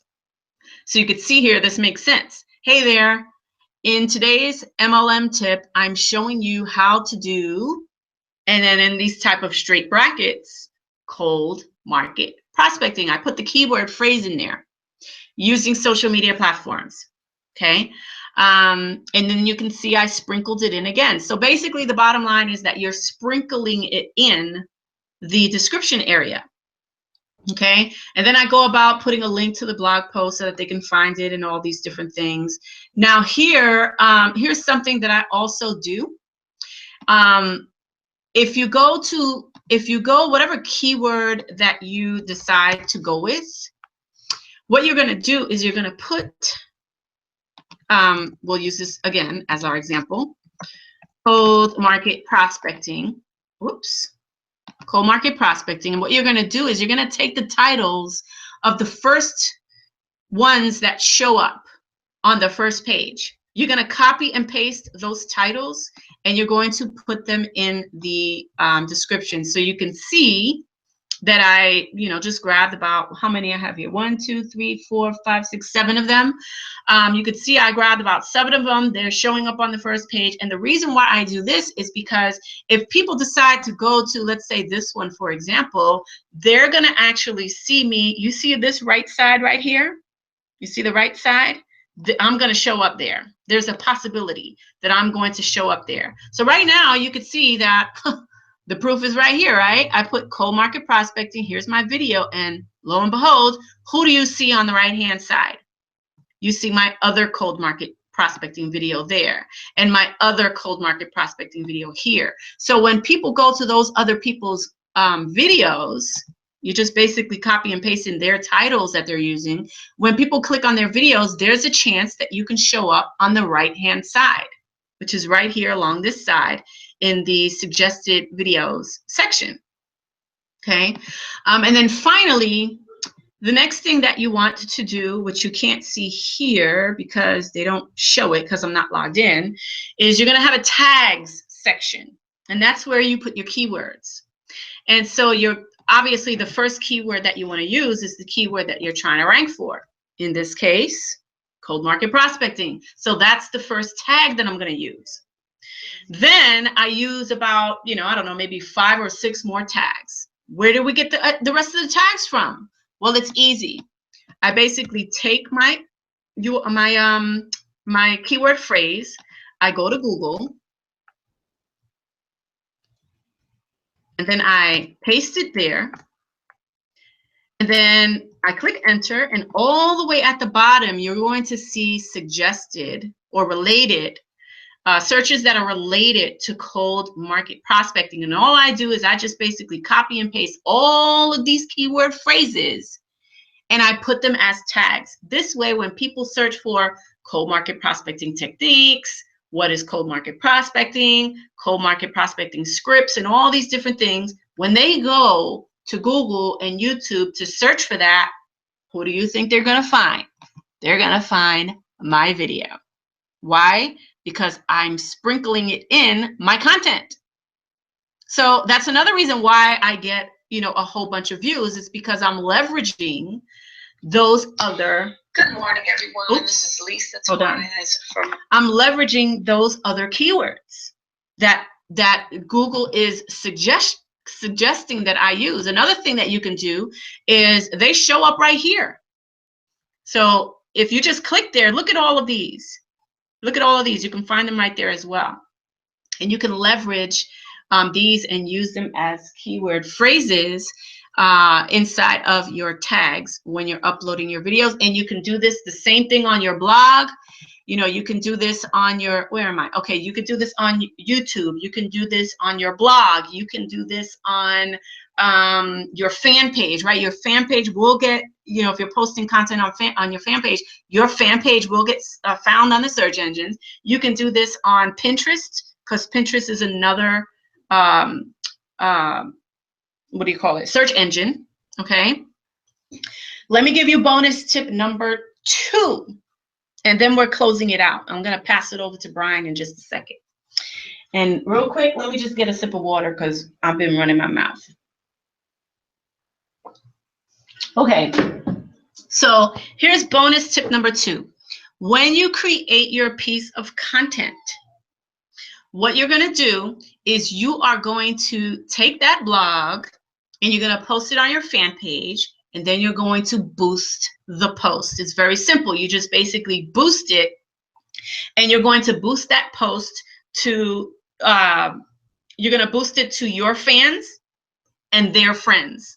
There's actually an option there that says boost to your fans, meaning the people that like your fan page, and their friends. That throw maybe, you know, $30, $50, $100. I usually just do $100 a week, and that will drive traffic to my blog post. And that will allow me to start generating more leads and more sales. So not only am I getting free traffic from the search engines, leads and sales, but now I'm boosting my post on my fan page and driving people back to my blog post. Okay, so that was tip number 2 for you. And that is all I have it. So I hope you guys enjoyed this video. Where is my, let me see if I can go back to, here we go. Let me take this off my screen. See if we can get me back on. Okay, here we go. I'm back. So that is it. That is all I have. Geekgasm, Dr. Thompson says, Lisa. So yes, I mean, that is my strategy. That's, well, one of my strategies. I have a combination of different ninja kind of strategies that I use. But that's just basically my main one that I've been using for years, since 2009. It worked then, and it's still working now.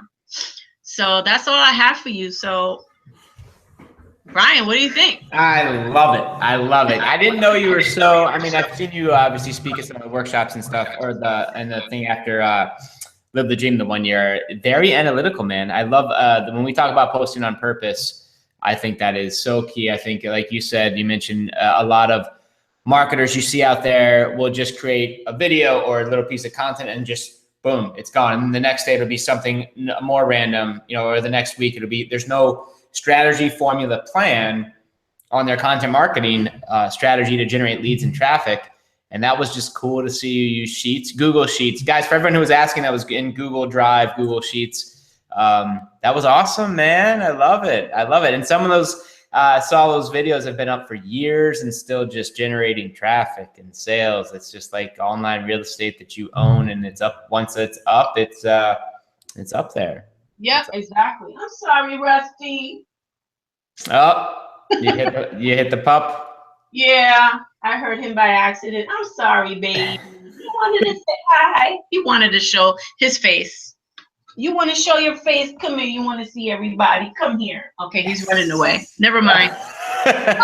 Awesome. Well, Lisa, seriously, this was super valuable. Wait, you say he has his own fan page? No, I said he needs his own fan page. Yeah, he's a celebrity, man. He's a celebrity. Yeah. Well, this was awesome watching you playing the Google keyword tool and then set up the whole strategy. I think, like you said, right after you did it, you know, that could be a little piece of, I mean, guys, that is probably like one of the fastest, easiest ways I've ever seen anyone, and with some benchmarks too, some actual, like, here's a tangible, this is what I look for on the searches, on the competition or the search volume. Like, this is how to do it. Like, it can get very in-depth and wacky and crazy with SEO. That was probably the simplest I've seen on a live webinar, just to break it down. Yeah, and to just really go at it with an actual strategy and plan. Torres, you are awesome. It's up to you, man. I don't think you're a panelist, so you probably can't see the questions. There are tons of them.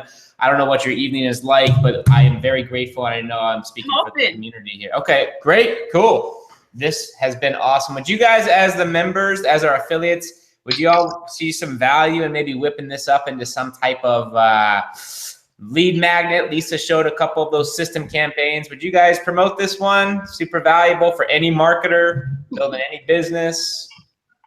Let us know. Okay, cool. Well, I'll just go through some of these questions, fire them off to you. Okay. Okay. All right. Please explain clicks versus impressions. Clicks versus impressions. I don't pay attention to that. Like I said, the only reason why I set that the ad up on the Google platform is so that I can get access to the tool. So I don't know. I don't pay attention to that, so I don't know. I may seem like I'm a geek and stuff like that, but there's some things I really just don't pay attention to. I like to keep my business super duper simple. And the only reason why I created that ad on Google, like I said before, was to get access to the tool because they recently changed. So I don't know what the clicks versus, okay, so the clicks, I'm going to assume, maybe you can answer this question, but the clicks are people that actually click the actual ad, and the impressions are how many people actually saw the ad. I'm going to assume that's what it is. That's exactly right. And if you guys, this is not a Google training, they've got all sorts of different networks to go on there with banner ads, and you're paying per impressions, per 1,000 impressions, CPM versus direct response clicks for people to see your sites. That is not what Lisa used that Google keyword tool for. Everything that she uses it for, she showed you. Mm-hmm. Super cool. Okay, can you show us how to set up a Google ad so we can get the tool? Dr. I mean, it's pretty self-explanatory. Let me see if I could log in real quick. Hang on. Where is, okay, I need to go log out of here. See if I can log in real quick. The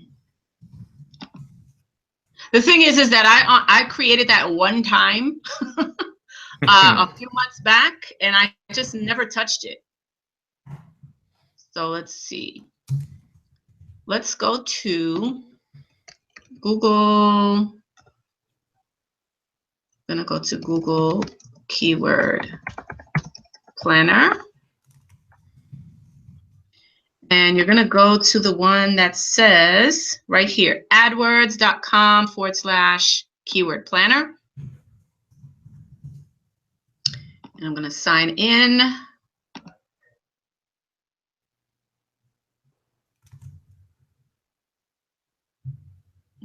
Let's move that out the way. All right, so when you come in here, you're gonna have to create an account, okay? So you just go here and you click, create your account or whatever. It's gonna tell you to create an account. So you'll see that your account is here. Once you're in, hold on, this thing has to load. Okay, once you're in, you're just gonna click that red button. And you're just going to start, filling in the blank. Just start building it out. Like I said, I don't use this tool. I don't go in here and create campaigns and things like that. I created this one campaign months ago when they first made the change. So I don't even know how to use it, to be honest. But this is where you would go to create the campaign. So just choose an option here, choose what you want to do, and then proceed with creating the campaign. Just throw in some keywords. You'll have to throw in, set yourself a little budget. Mine is $1 a day. You can do whatever you want. It could be 10 cents a day for all they care. They want you to create something. And then just follow with the process. They're going to ask you some questions. So proceed with, answering the questions. Me, I send them directly to my blog as the link. That's the link that I'm sending the traffic to. So like I said, if worse comes to worse and you're spending $30 a month like I do, who cares when you're getting clicks and you're getting impressions and, you're getting leads. So who cares? I mean, that's the worst thing that can happen. So just that red button is right there is really all you need to do. So I hope that answered your question. Awesome. Cool. All right, Torres, Ninji is asking, how often do you do keyword research? Once a month. Once a month. Once a month, because remember when I said you're going to be doing this process once per month for the next month. So I just showed you on tonight's webinar how to do the keyword research and then how to use the spreadsheet, right? And you can see that for the whole month of April, I have I did, what was that? The 10th, the 17th, or whatever, and the 24th, whatever. You can see that each week I planned out the whole thing, and it'll take you like less than an hour to do that. So if you do that, let's say tomorrow, right? Or tonight before you go to bed, then you can have your content ready for next month. You can have 4 pieces of content for the whole entire month. And what you're going to be doing throughout that week is you're going to be driving traffic to that one piece of content. When the following Monday comes, you create another one and you drive traffic for the week to that piece of content. That's what I do. Nice. Awesome. Can I go back? Hi, Dallas. What's up? Can I go back and SEO my videos? Can you go back and SEO your videos? You can. But you have to make sure that whatever your videos are about, that it's congruent with your message in that video.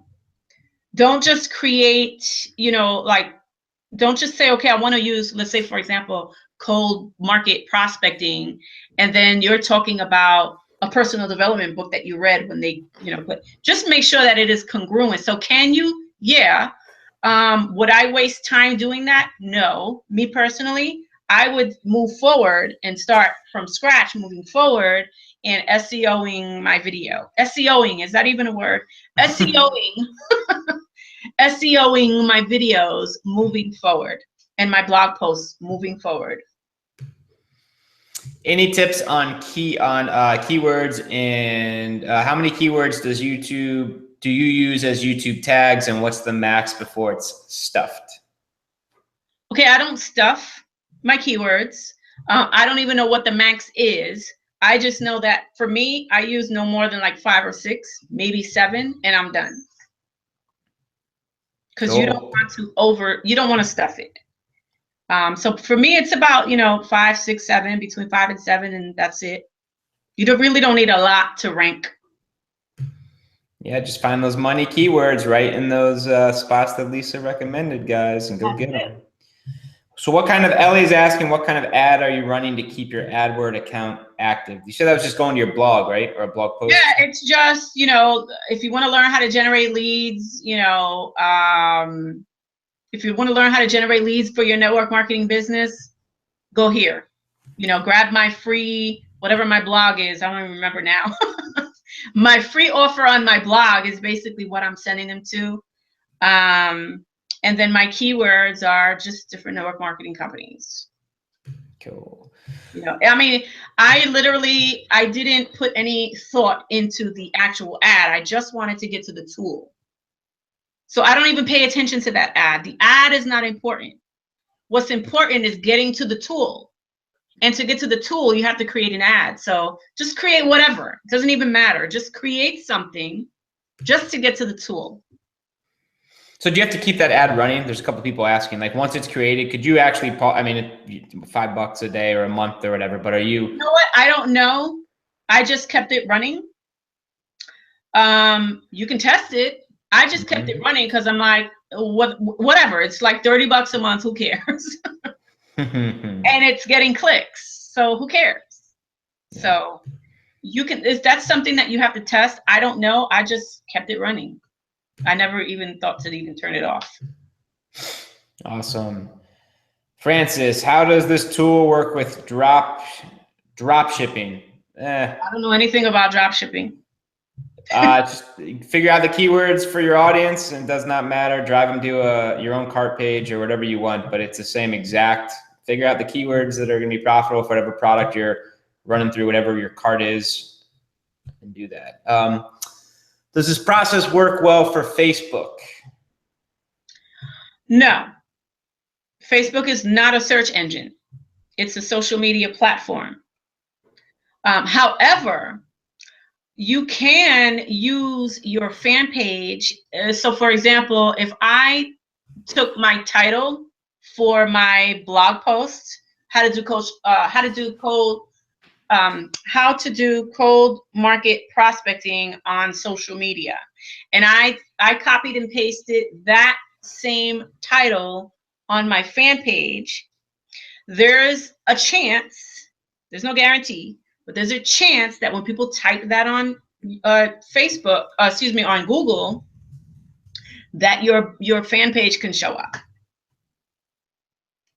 There's a possibility. I've seen it because I've done it. I've searched for stuff and somehow I ended up on people's fan pages. So I've seen it.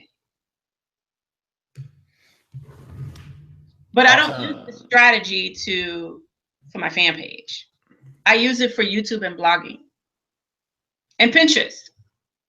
Pinterest. Oh, we didn't even go to Pinterest yet. Mm-hmm. Very cool. Okay. Lenore is asking, where do you come up with phrases that you search for in Google? Where do I come up with phrases that I search for in Google? My brain. Well, see, the thing is that, first of all, you have to know who your target market is. Okay? If you don't know what your target market is searching for, what their problems are, what questions they have, what kind of things they like to learn, what kind of things do they like to search for, if you don't know any of that stuff, then you're not going to kind of know what to, do a keyword research on. Okay. So for example, if I was, let's say, in the health and wellness industry, and I was, let's say, selling a shake, right? I want to sell my shake. That's what I want to do. Okay. I would create a blog that's specific to health and wellness. I would create a YouTube channel that's specific to health and wellness. And then I would start going to search for, different kind of keywords for that shake. Let me give you an example. I'll share a story with you real quick. I think this was about 2010, 2011, something like that. I was in a health and wellness company, and I created a blog post specific to that health and wellness niche. Okay. Not a blog post, excuse me, a whole entire blog. I created a blog that was around the health and wellness niche for that specific company's keywords. I'm not going to mention the name of the company, but just know that it's a very popular company, and a lot of people know it because they have infomercials and things like that. Okay. And so what I did was I took all of the keywords that I can find on that Google tool. Back then it was free, but I took all the keywords that I can find. So for example, the shake had superfoods in it. So I would type in different kind of superfoods in the Google thing, and I would type in, I would find, let's say best superfood shake, or best quality superfood shake, or something like that. I know that if I saw that, 200, 300, 500, 1,000 people were searching for best, quality superfood shake, and then I saw that the competition was low, as I showed you how to find on Google. If I saw that, and guess what? I have a shake that has superfoods in it, I'm going to write a blog post and create a video about that. And I am going to target that keyword to drive traffic back to me so that I can sell my superfood shake. Because remember, that person was searching for best quality superfood shake. Don't you think that somebody going to Google typing best quality superfood shake is going to be a buyer? They're looking for it, right? They're going to be a buyer. And so I want to make sure that my content, right, my information, I want to create a blog post about, superfoods. And so that I'm going to give a call to action. Here's your best superfood shake that I use. Give them a call to action, go opt into a website, blah, blah, blah. Okay, so that's basically what you do, right? So how do you come up with content? Know your target market. Know who you're talking to. Know what their problems are. Know what their pain points are. Know what they want to buy, right? Think like your prospect.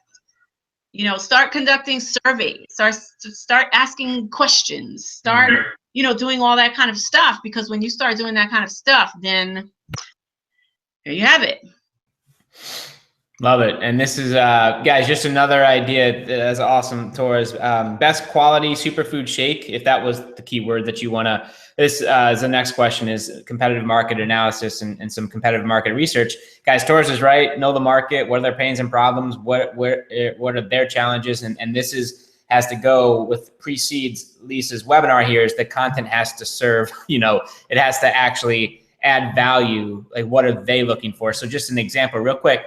If this is Torres's keyword she wants to just kind of start maybe dancing with and seeing what's up, go to the bottom. Here are 10 keywords that Google is telling you is related. Hey, Brian, can you put that in quotes real quick? Yep. Oh, I'm curious to know what the competition would be on that specific keyword phrase.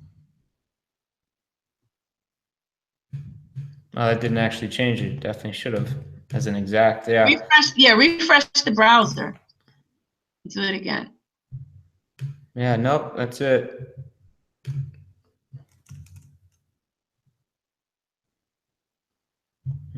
Okay, well, it looks like it's over 1 million, which means that the competition is way too high. So I wouldn't even use it.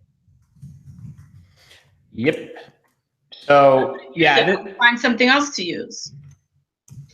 Just an example, though, guys. I think it's a great way to when you start creating content, like know your market. Who is the top guy or gal crushing it? And then Lisa, this leads me into the next question: is you got any tips and I mean, I think this whole thing was talking a little bit about knowing your target market, but anything you specifically do in terms of competition or checking out what other people in your space or niche or vertical are doing in terms of maybe swiping some ideas or at least getting some prompters for content and things like that. Wait, what was your question? The specific question was, where is it? You didn't cover it so much tonight, but anything that you do is do you have a top strategy for Matt is calling it competition spying. Do I have a strategy for competition spying? No, I don't really care about spying on my competition. What I care about is knowing what my competition is like.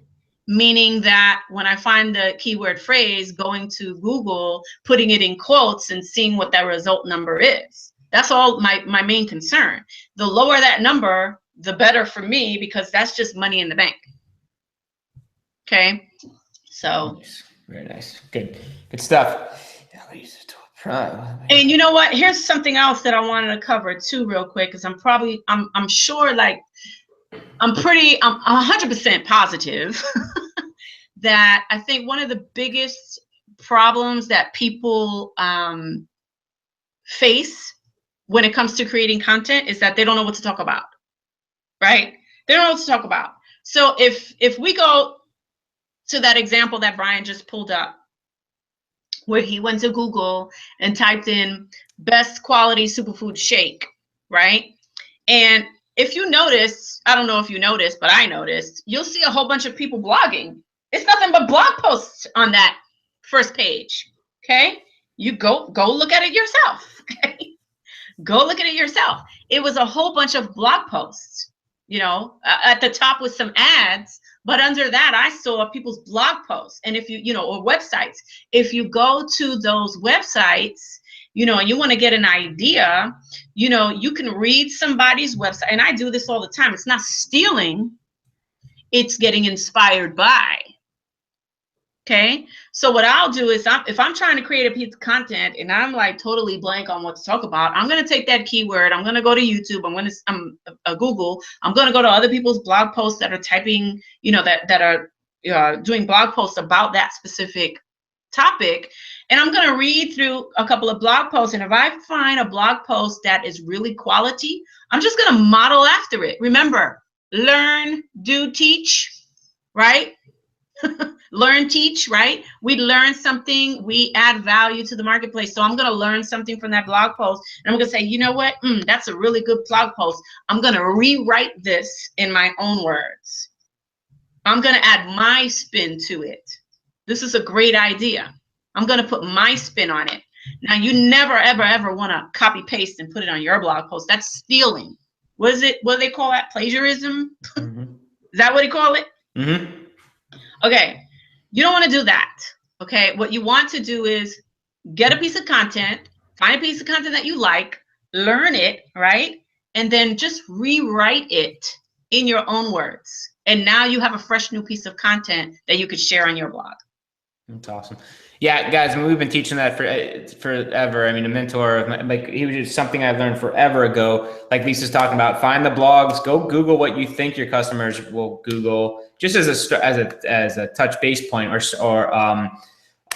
starting point, and then go check out the blog posts that are ranking on Google. What do they look like? And then when you consume, create is something I learned years ago. And it's just when you check out the quality content, what types of ideas do you like? What can you create out of what you just consume there to add value to your audience. And then, I mean, Google's going to tell you guys, go to Google, what is in the top 3-4 blog posts. You'll get some crazy cool ideas. And you also get a really good idea of who's dominating whatever industry you're in there. Very cool. Okay. Lots of praise here, Torres. I want to point something out to that too. Oh, go ahead. Because I get this question asked a lot. Isn't that repetitive? Well, yeah, but guess what? It works. Which part is that? What are they asking about? Meaning, oh, well, somebody already created a piece of content about that. Let me tell you something. Nothing is ever new. There's nothing new under the sun. Nothing. When it comes to content, there's hardly ever anything new under the sun.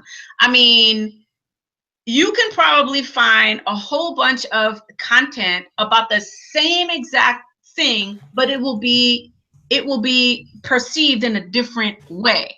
But at the end of the day, it's still the same thing.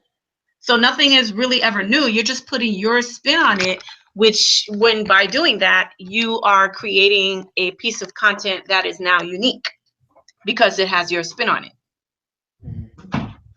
So nothing is ever new under the sun. Preach. Cool. Okay. Lots of love. People saying aha moments. Thank you so much. Ray saying congrats on the construction of your new house. Love it. Very cool. Roxanne's asking, hello, Roxanne.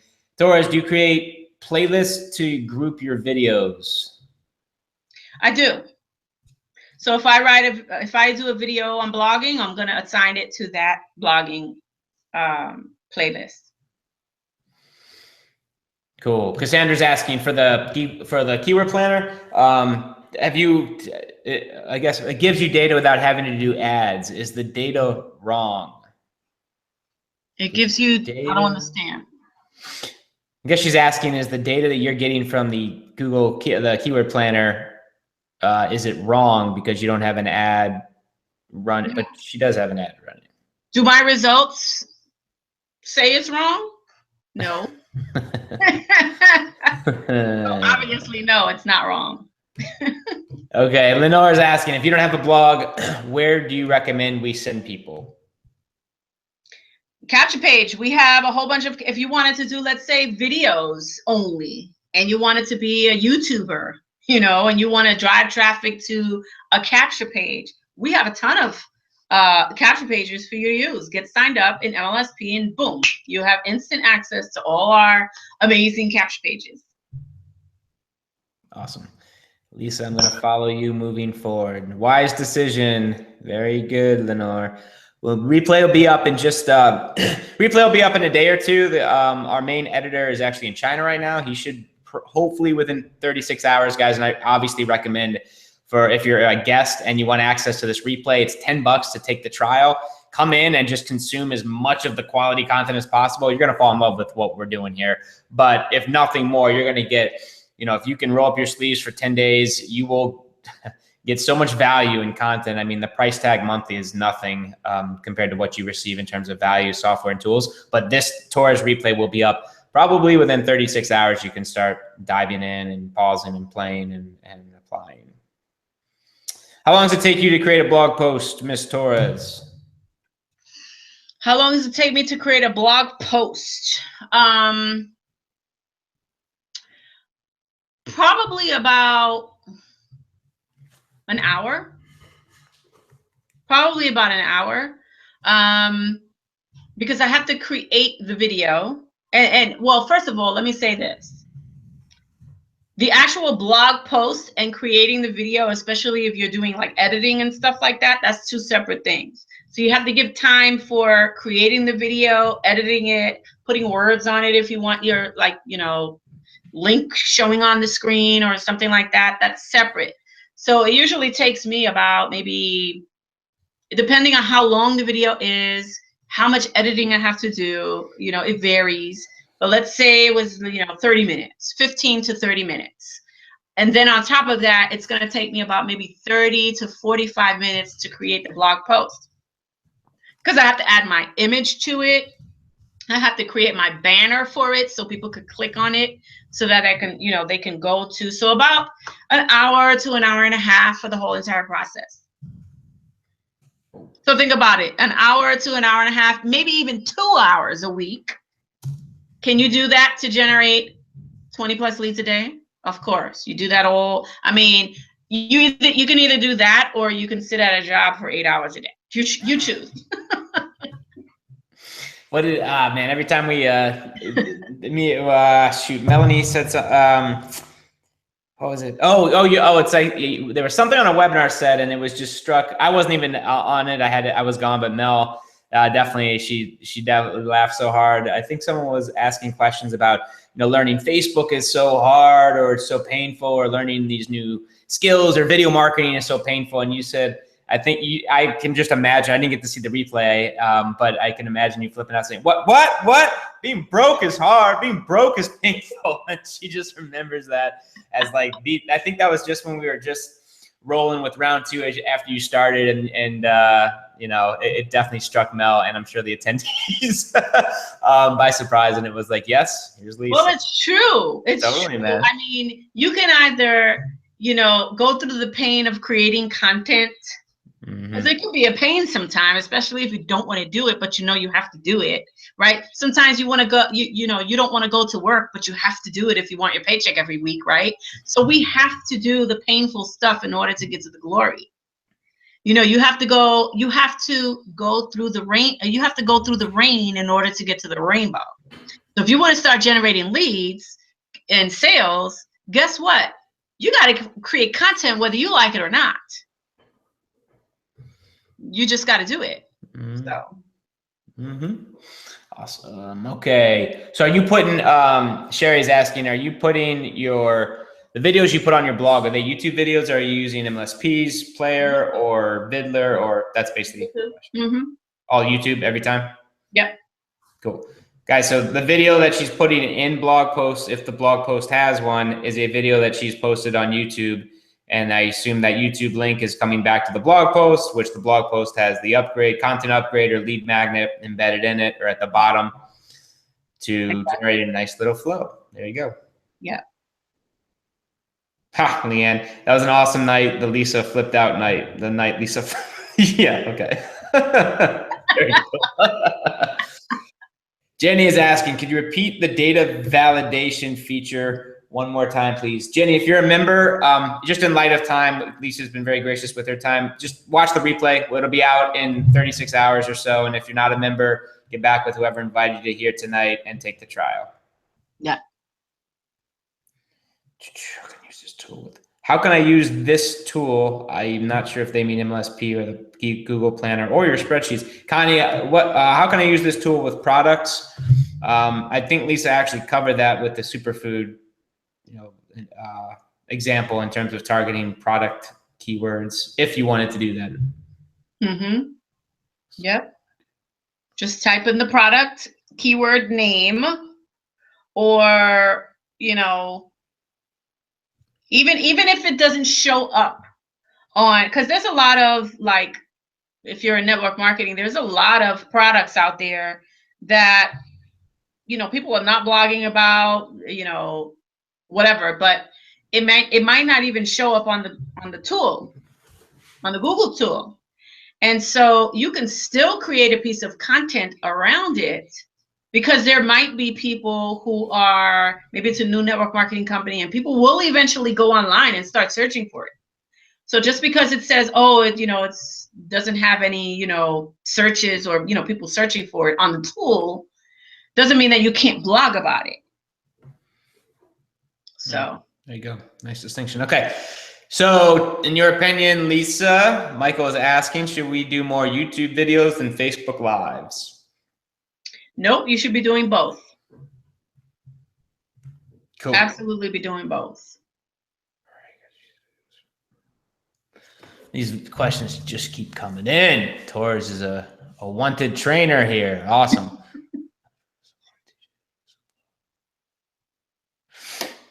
So once you've completed the content ideas for the month, do you do the videos and blog in one hit as well, or do you space it out? Sometimes I have done Like I would sit down in a day, like I would dedicate a whole entire day to just focus on knocking out all 4 videos for the whole entire next month. But I've also done it depending on my time and other projects that I have going on. If I don't have the time to do that, because sometimes I don't have the time to do that, but if I don't have the time to do that, then I would just knock it out the week before it's due. And just, you know, I have the whole week to create it and launch it for that Monday. So you could do whatever makes more sense to you. Cool. Jackie, I take it that some of this work could be outsourced. Absolutely, I outsource mine. So basically what I do is I create my videos and then I upload it to Dropbox and I give it to my assistant and then she downloads it, she uploads it to YouTube, she does the SEO, I do my own keyword research because I want to make sure, you know, we get the right keywords because I actually like doing that part. And then she'll, you know, after she uploads it to YouTube, she'll take the video, she'll go inside my MLSP sites and she will build out the whole entire blog post for me.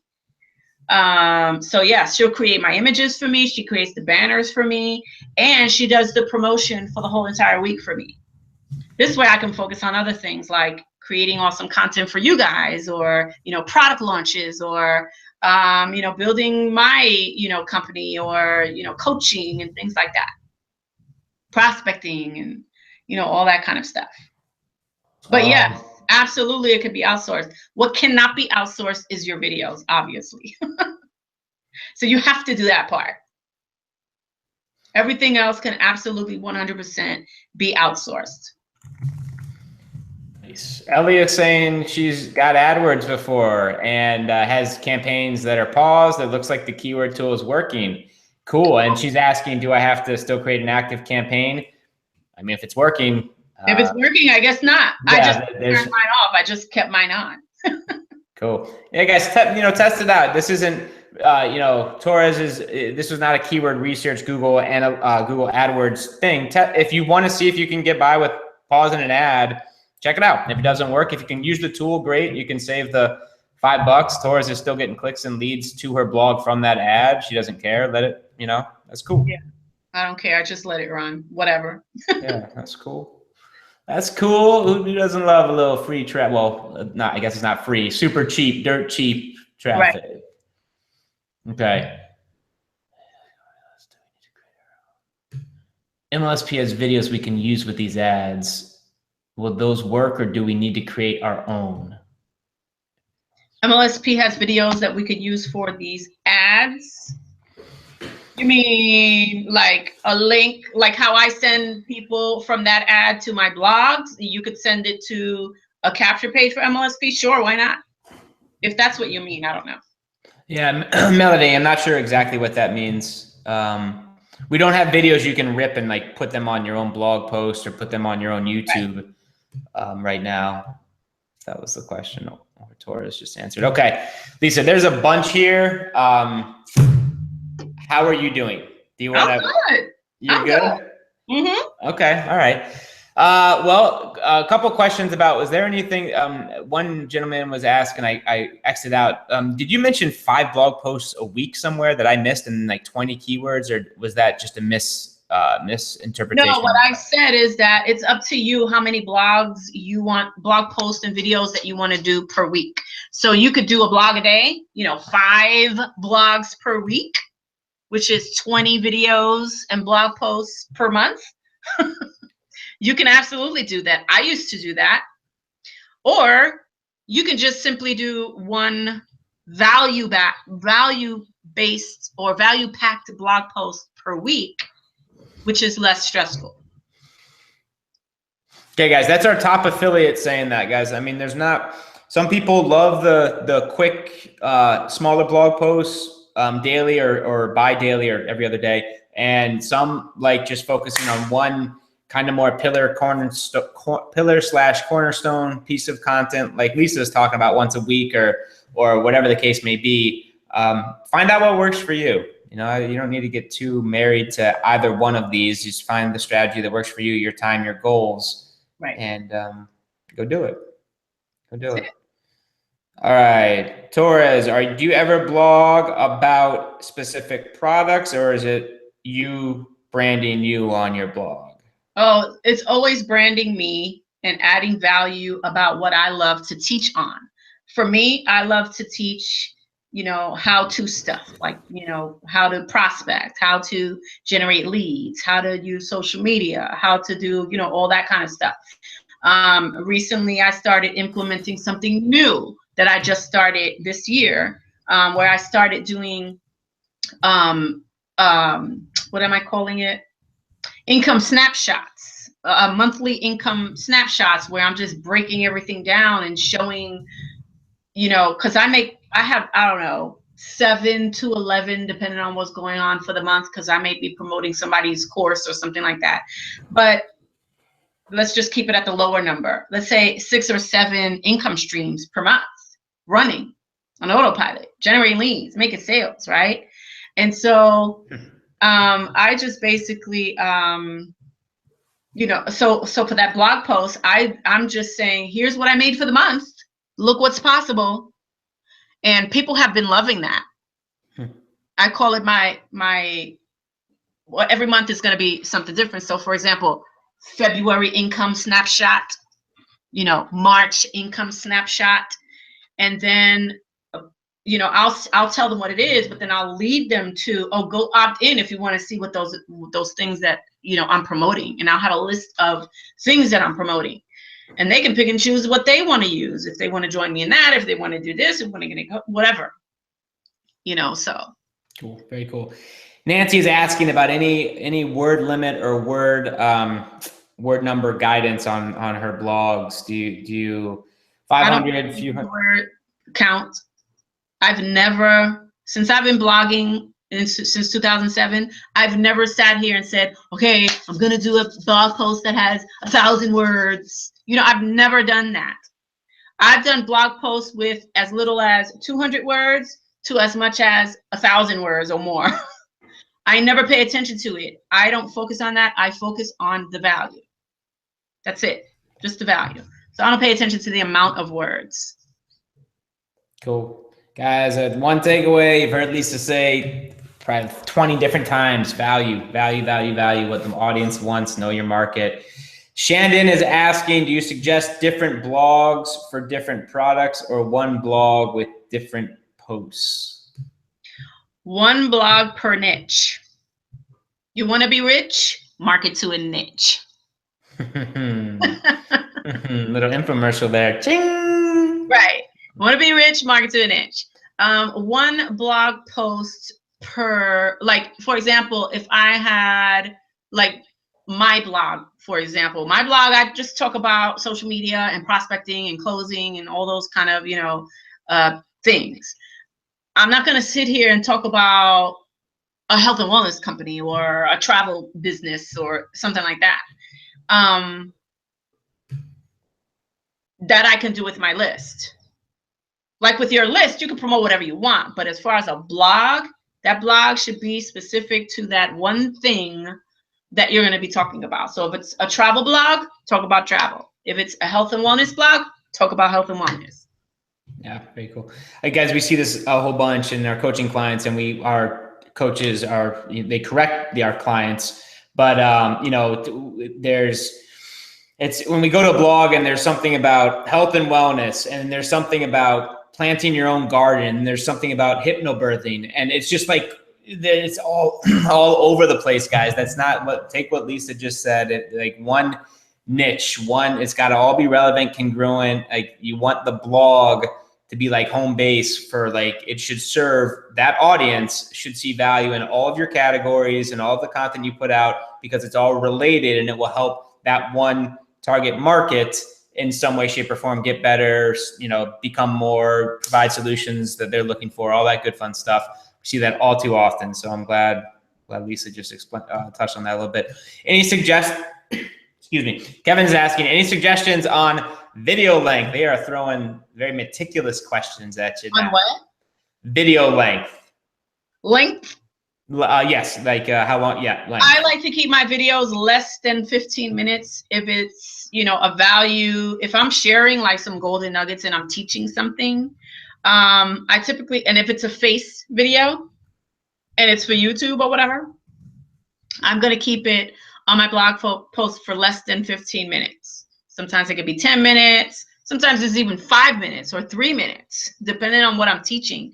But I really don't like to, unless I'm teaching this whole big thing that is going to take me like 30, 40 minutes to teach, then no. But typically it's about 15 minutes. Cool. Okay, you already answered this, but I think if I'd love to hear the answer again. Annette has asked a handful of times, what specifically do you write about, or how do you know how to get blog topics or ideas? Can you just touch on that again? Okay. Yep, I did cover that, and I'll touch it again. I typically talk about what I like to talk about and what I've been talking about for years, which is, blogging and social media and video marketing and email marketing and list building and prospecting and closing and anything that has to do with me teaching network marketers. Because remember, network marketers is my niche. It's always been my niche since I joined MLSP in 2009 when they taught me, if you want to build a successful business in network marketing, start targeting network marketers. So I just listen, hey, that's what they said to do. That's what I'll do. And I've been doing that ever since. They said to target network marketers. That's my target market. Okay. Now, of course, through the years, remember when I said I left MLSP and I started building a health and wellness company. Well, then I was just focused on health and wellness company. So this concept stays the same right there, right? So my content will be based around that, health and wellness. And so the way that I come up with ideas, sky's the limit. Books, webinars, events, trial and error, success stories, people on my team, Facebook, comments, posts, whatever. Things that I actually go through on a daily basis. Like literally sky is the limit when it comes to coming up with content ideas. And what I would suggest that you do is really start being more aware of the things that's happening day to day to day to day. There's content every day right in front of your face and you don't even know it. You could scroll down Facebook, for example, and you can see some of the things that people are posting and you can say, you know what, that's a real good topic. I'm going to write a blog post and shoot a video on that. You can go to Google and maybe type in a question that you have. Maybe you'll find a forum with some good information or somebody's blog post, or go to YouTube and, find a video or two that you've watched and you've learned something from, or go to Pinterest and get some ideas on, cheat sheets or, whatever that you can actually create content on. And so ideas and inspiration is all around you. The problem is that you're not allowing yourself to be aware of them. All over, in every niche. Mm-hmm. It's in every niche. Content is literally all over the place.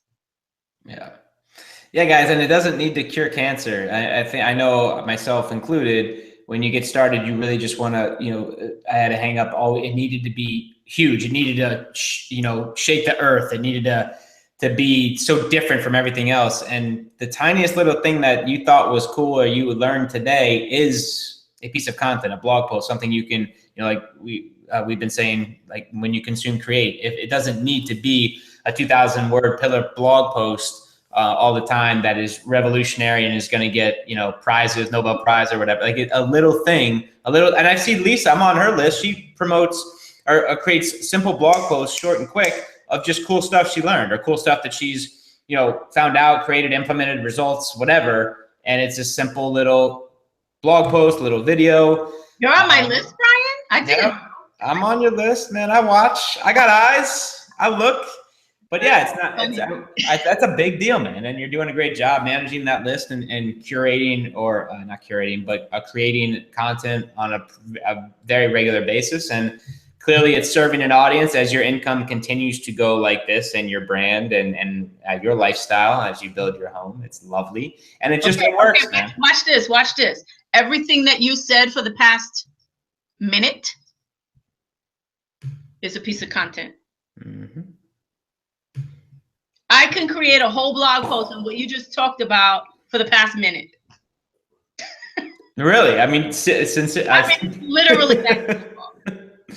Yeah, guys, that's why when you follow leaders like Lisa, or you get on the wake up calls, for goodness sakes, or you get on any of our webinars or your company's webinars, there's stuff there. There's gold. It's hidden in every single thing you attend, write, read, consume, put in your ears, whatever, training courses. That's why we always tell people to always buy our products, to learn more, and increase your skill set. So not only so you can apply and get results, but so you can also create content that's going to serve your audience as well.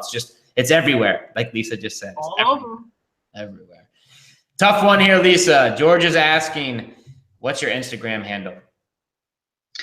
You know what? It is Elisa.Torres.Allen, but I'm always on Facebook, so I rarely post on my Instagram.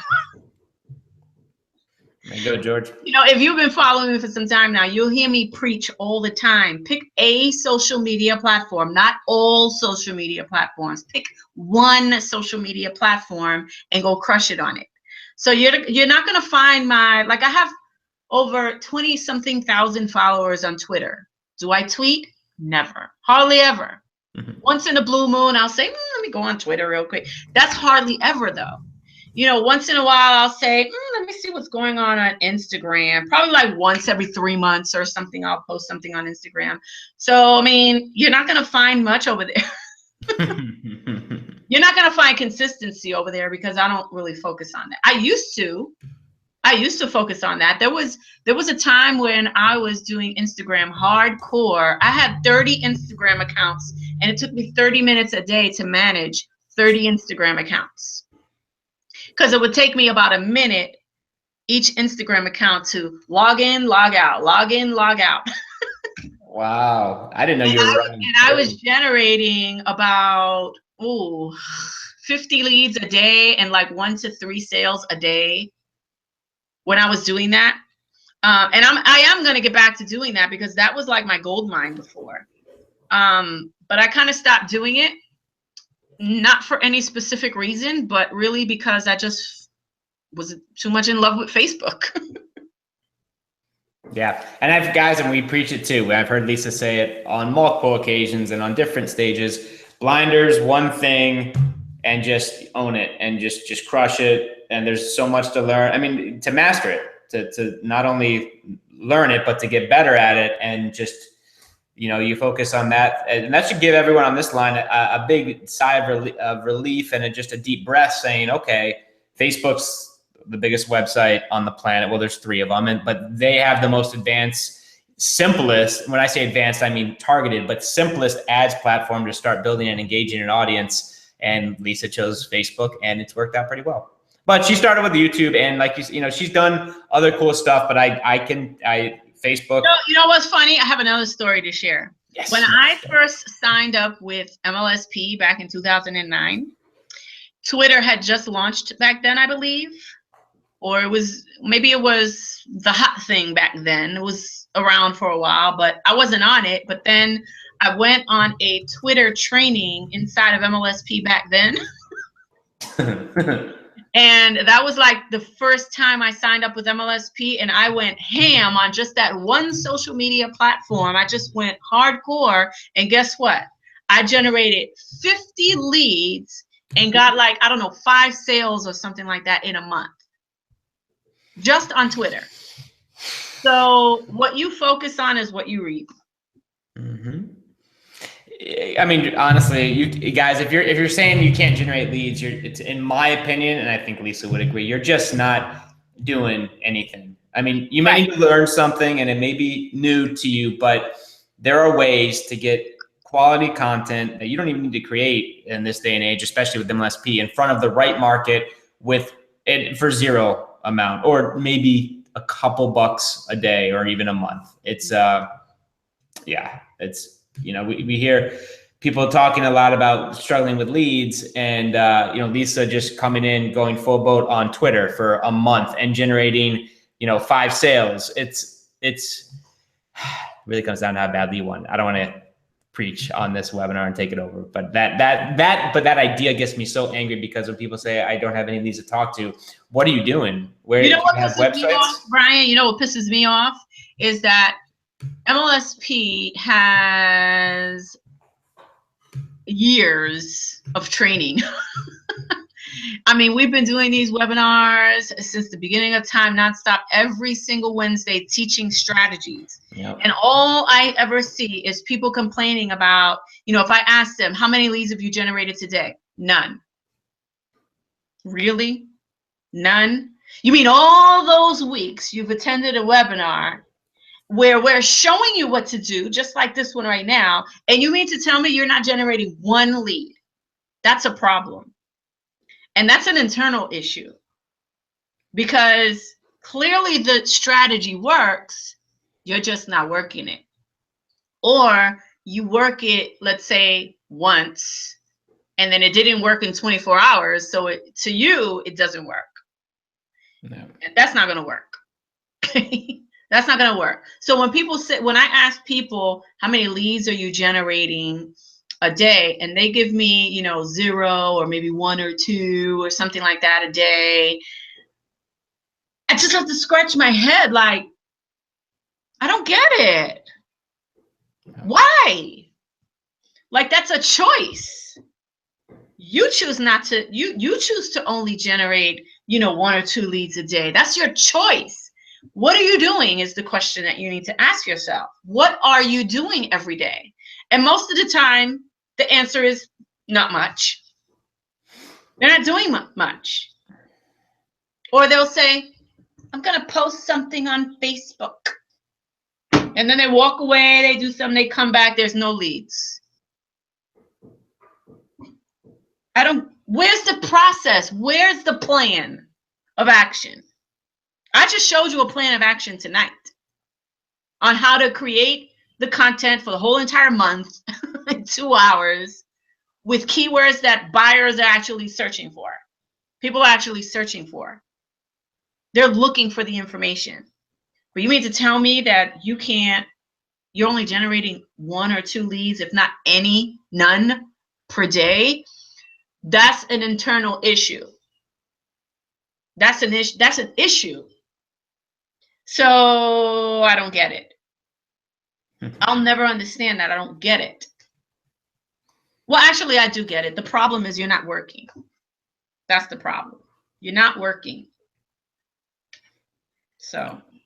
Yeah, some tough love, guys. She's saying this out of a big heart and wanting you to succeed, but I have wholeheartedly, that's it. You know, if you're not generating leads in this day and age with all the training and maybe you may be new to this stuff.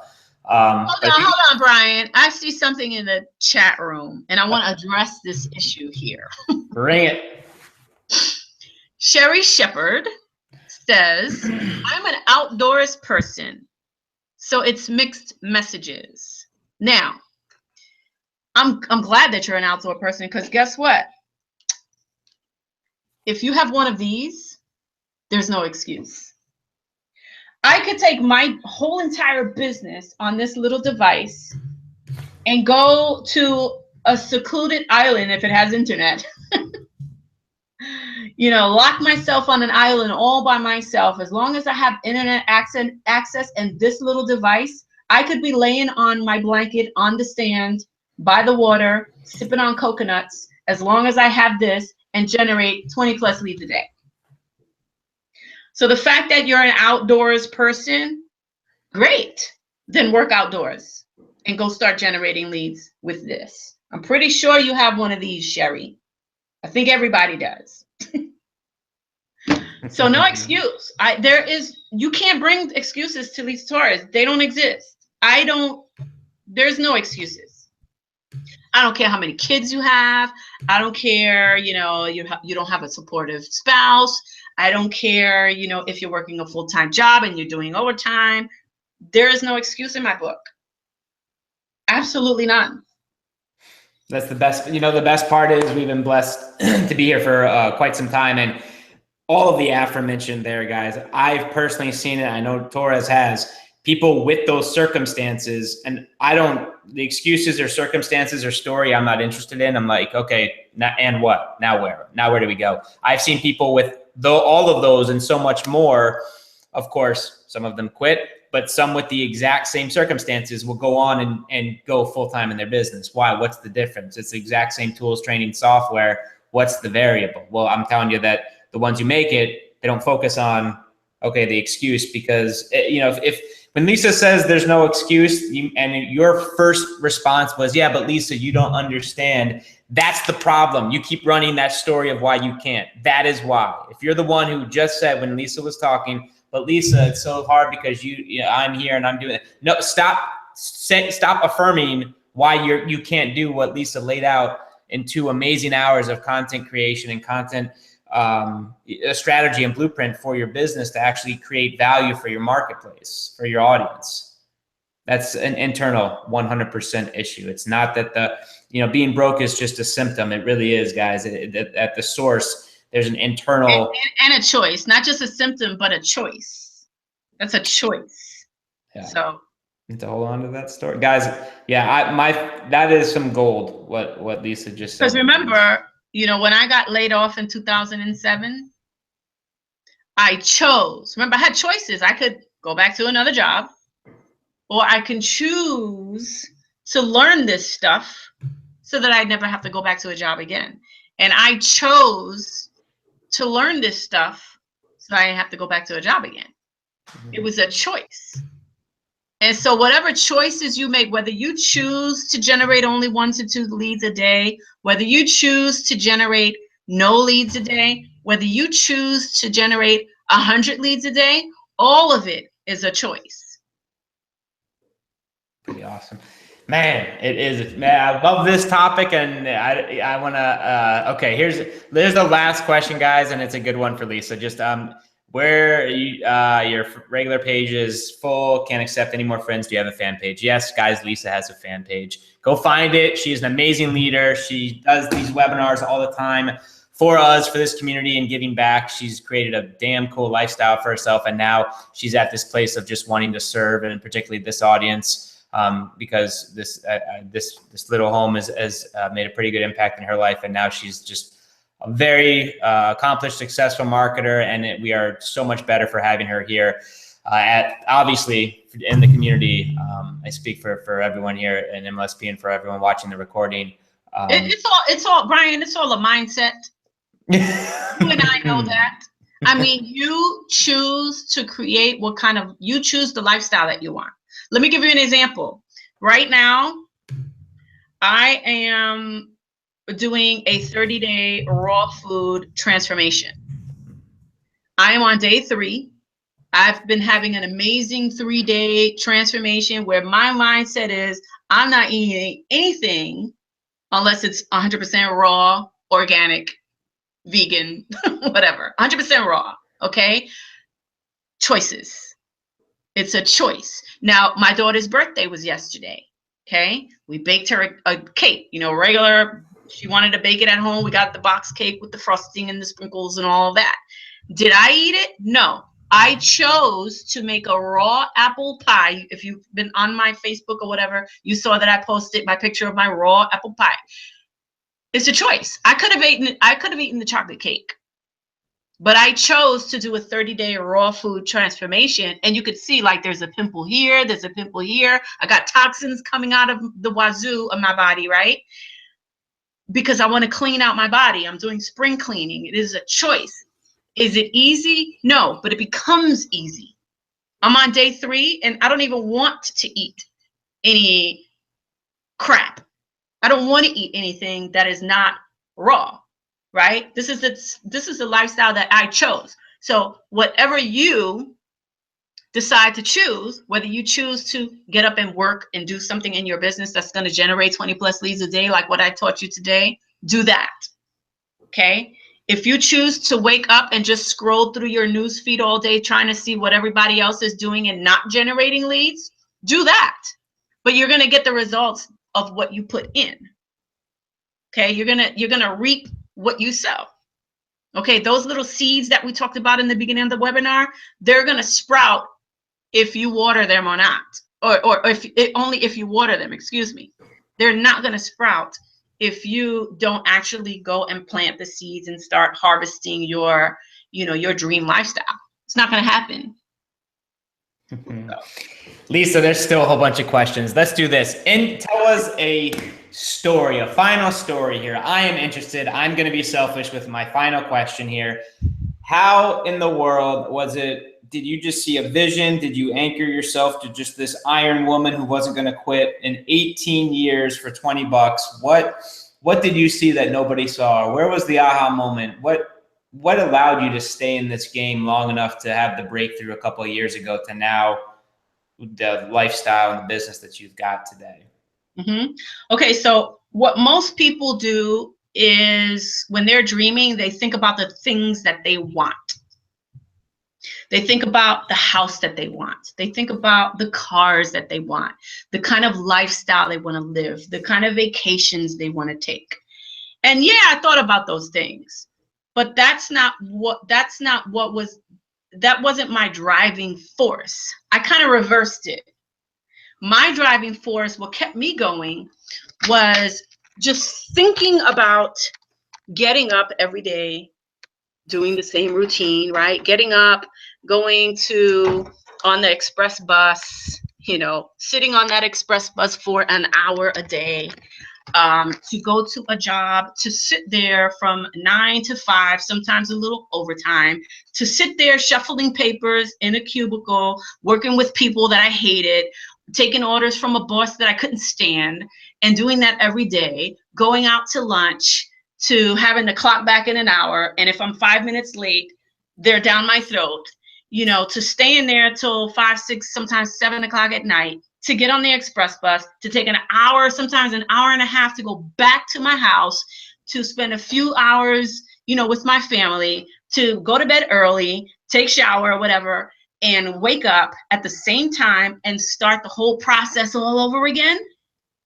And it's like over and over and over and over. And that vision of me doing that for the rest of my life, well, that's what kept me going. That's what kept me going. Yeah, the dreams were there. I wanted the house. I wanted the cars, which I have now. I shared that story with you, right? Years later, okay? 10 years later, right? When I got laid off from my job, 10 years later, I finally got my dream home and I got my dream car and whatever, right? But it was those visions that kept me going. It was, I can either continue or I could settle for doing this over and over and over and over and over again for the next 40 years, 50 years, 60 years, whatever, right? I can keep doing that. Or I could keep at least trying. And I was willing to keep trying until I died. Because if I gave up, that just meant that I was going to settle for living that lifestyle of doing the same thing over and over and over and over and over and over again. And that's what I focused on. That's what I did. I focused on the things that I did not want. And that's what kept me going. I didn't want to live like that. I didn't want to have a boss and, have a job and, have an income. I remember at my last job, I was making about $55,000 a year. And they gave me my yearly, my yearly, I guess like a raise or whatever, and a bonus or whatever. I laugh at that. I mean, I think the raise was like an extra $1 an hour, an extra, You mean to tell me I'm here busting my ass for you and I get $1 an hour? Are you kidding? Oh, no, no, no, no, no, no, no, no, no, no, no, no, no, no, no. So what I started doing, and I don't recommend that you guys do it, but what I started doing is I finally, you know, after all those years, I finally got to the last straw.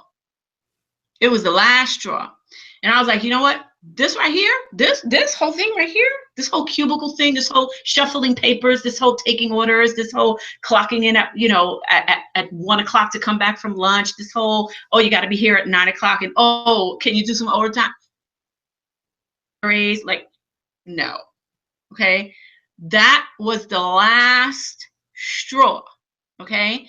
And so what I did, and again, I don't recommend that you guys do this, but this was my plan. My plan was to start screwing up at my job so that they can let me go. Because I wanted so desperately to get out of there. I didn't know how I was going to make it. I didn't know what I was going to do next. I didn't have a plan. I just knew that I needed to be home to figure it out. So I forced myself to get laid off or fired, whatever you want to call it. Okay. I forced them to kind of move me out of there. I wasn't completely messing up, but just enough for them to be like, you know what? We got to let you go. We're going to have to replace you. So it was just enough. And so that was like, I'm free.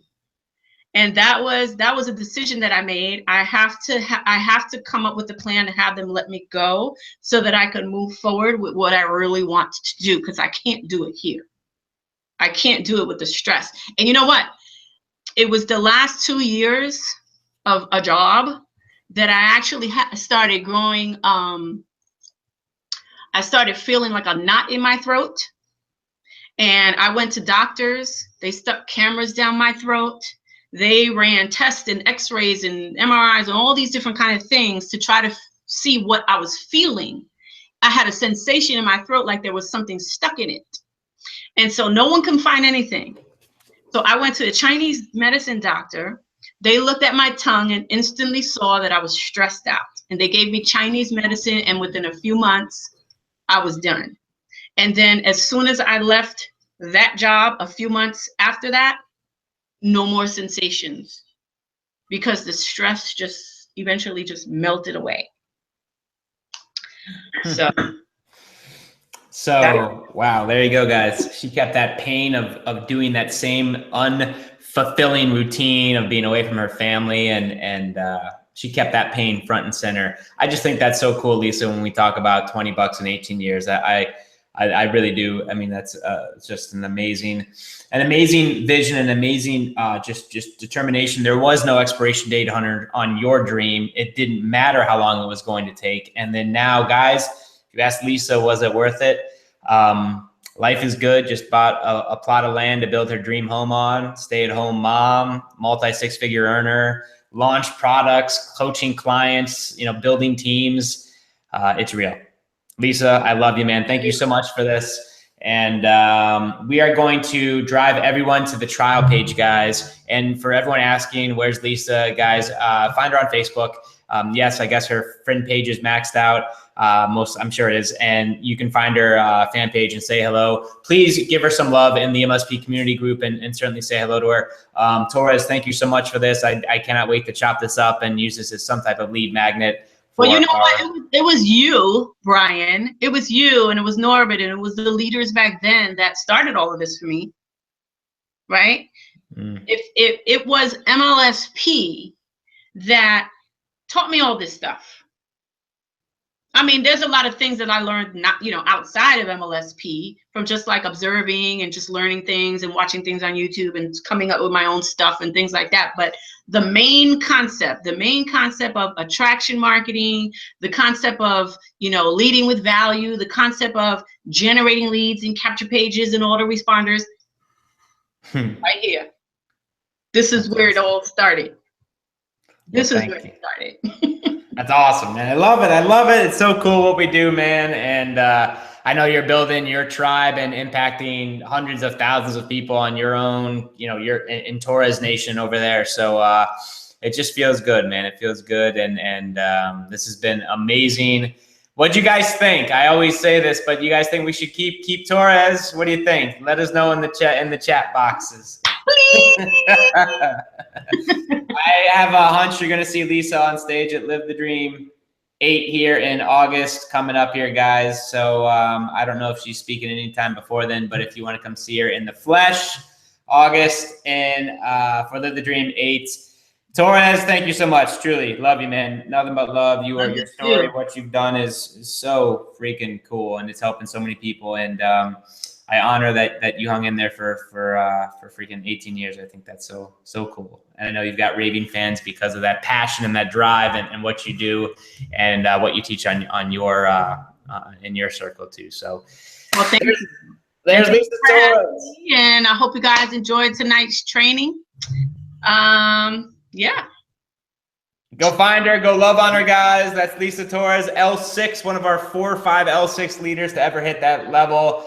For all the guests, I'm going to push you over to our trial page. For all the members, please take a moment and say thank you. We don't, we didn't pay Lisa for this amazing content. It should have been a paid-for webinar. But please, in reciprocation, find her in the group, say hello, and just thank you for these last almost 3 hours of content. Lisa, talk soon, my dear. Thank you so much for the time. I will go ahead and push everyone over. This call is a wrap. Thank you, Torres. Good night, everybody. See you next Wednesday.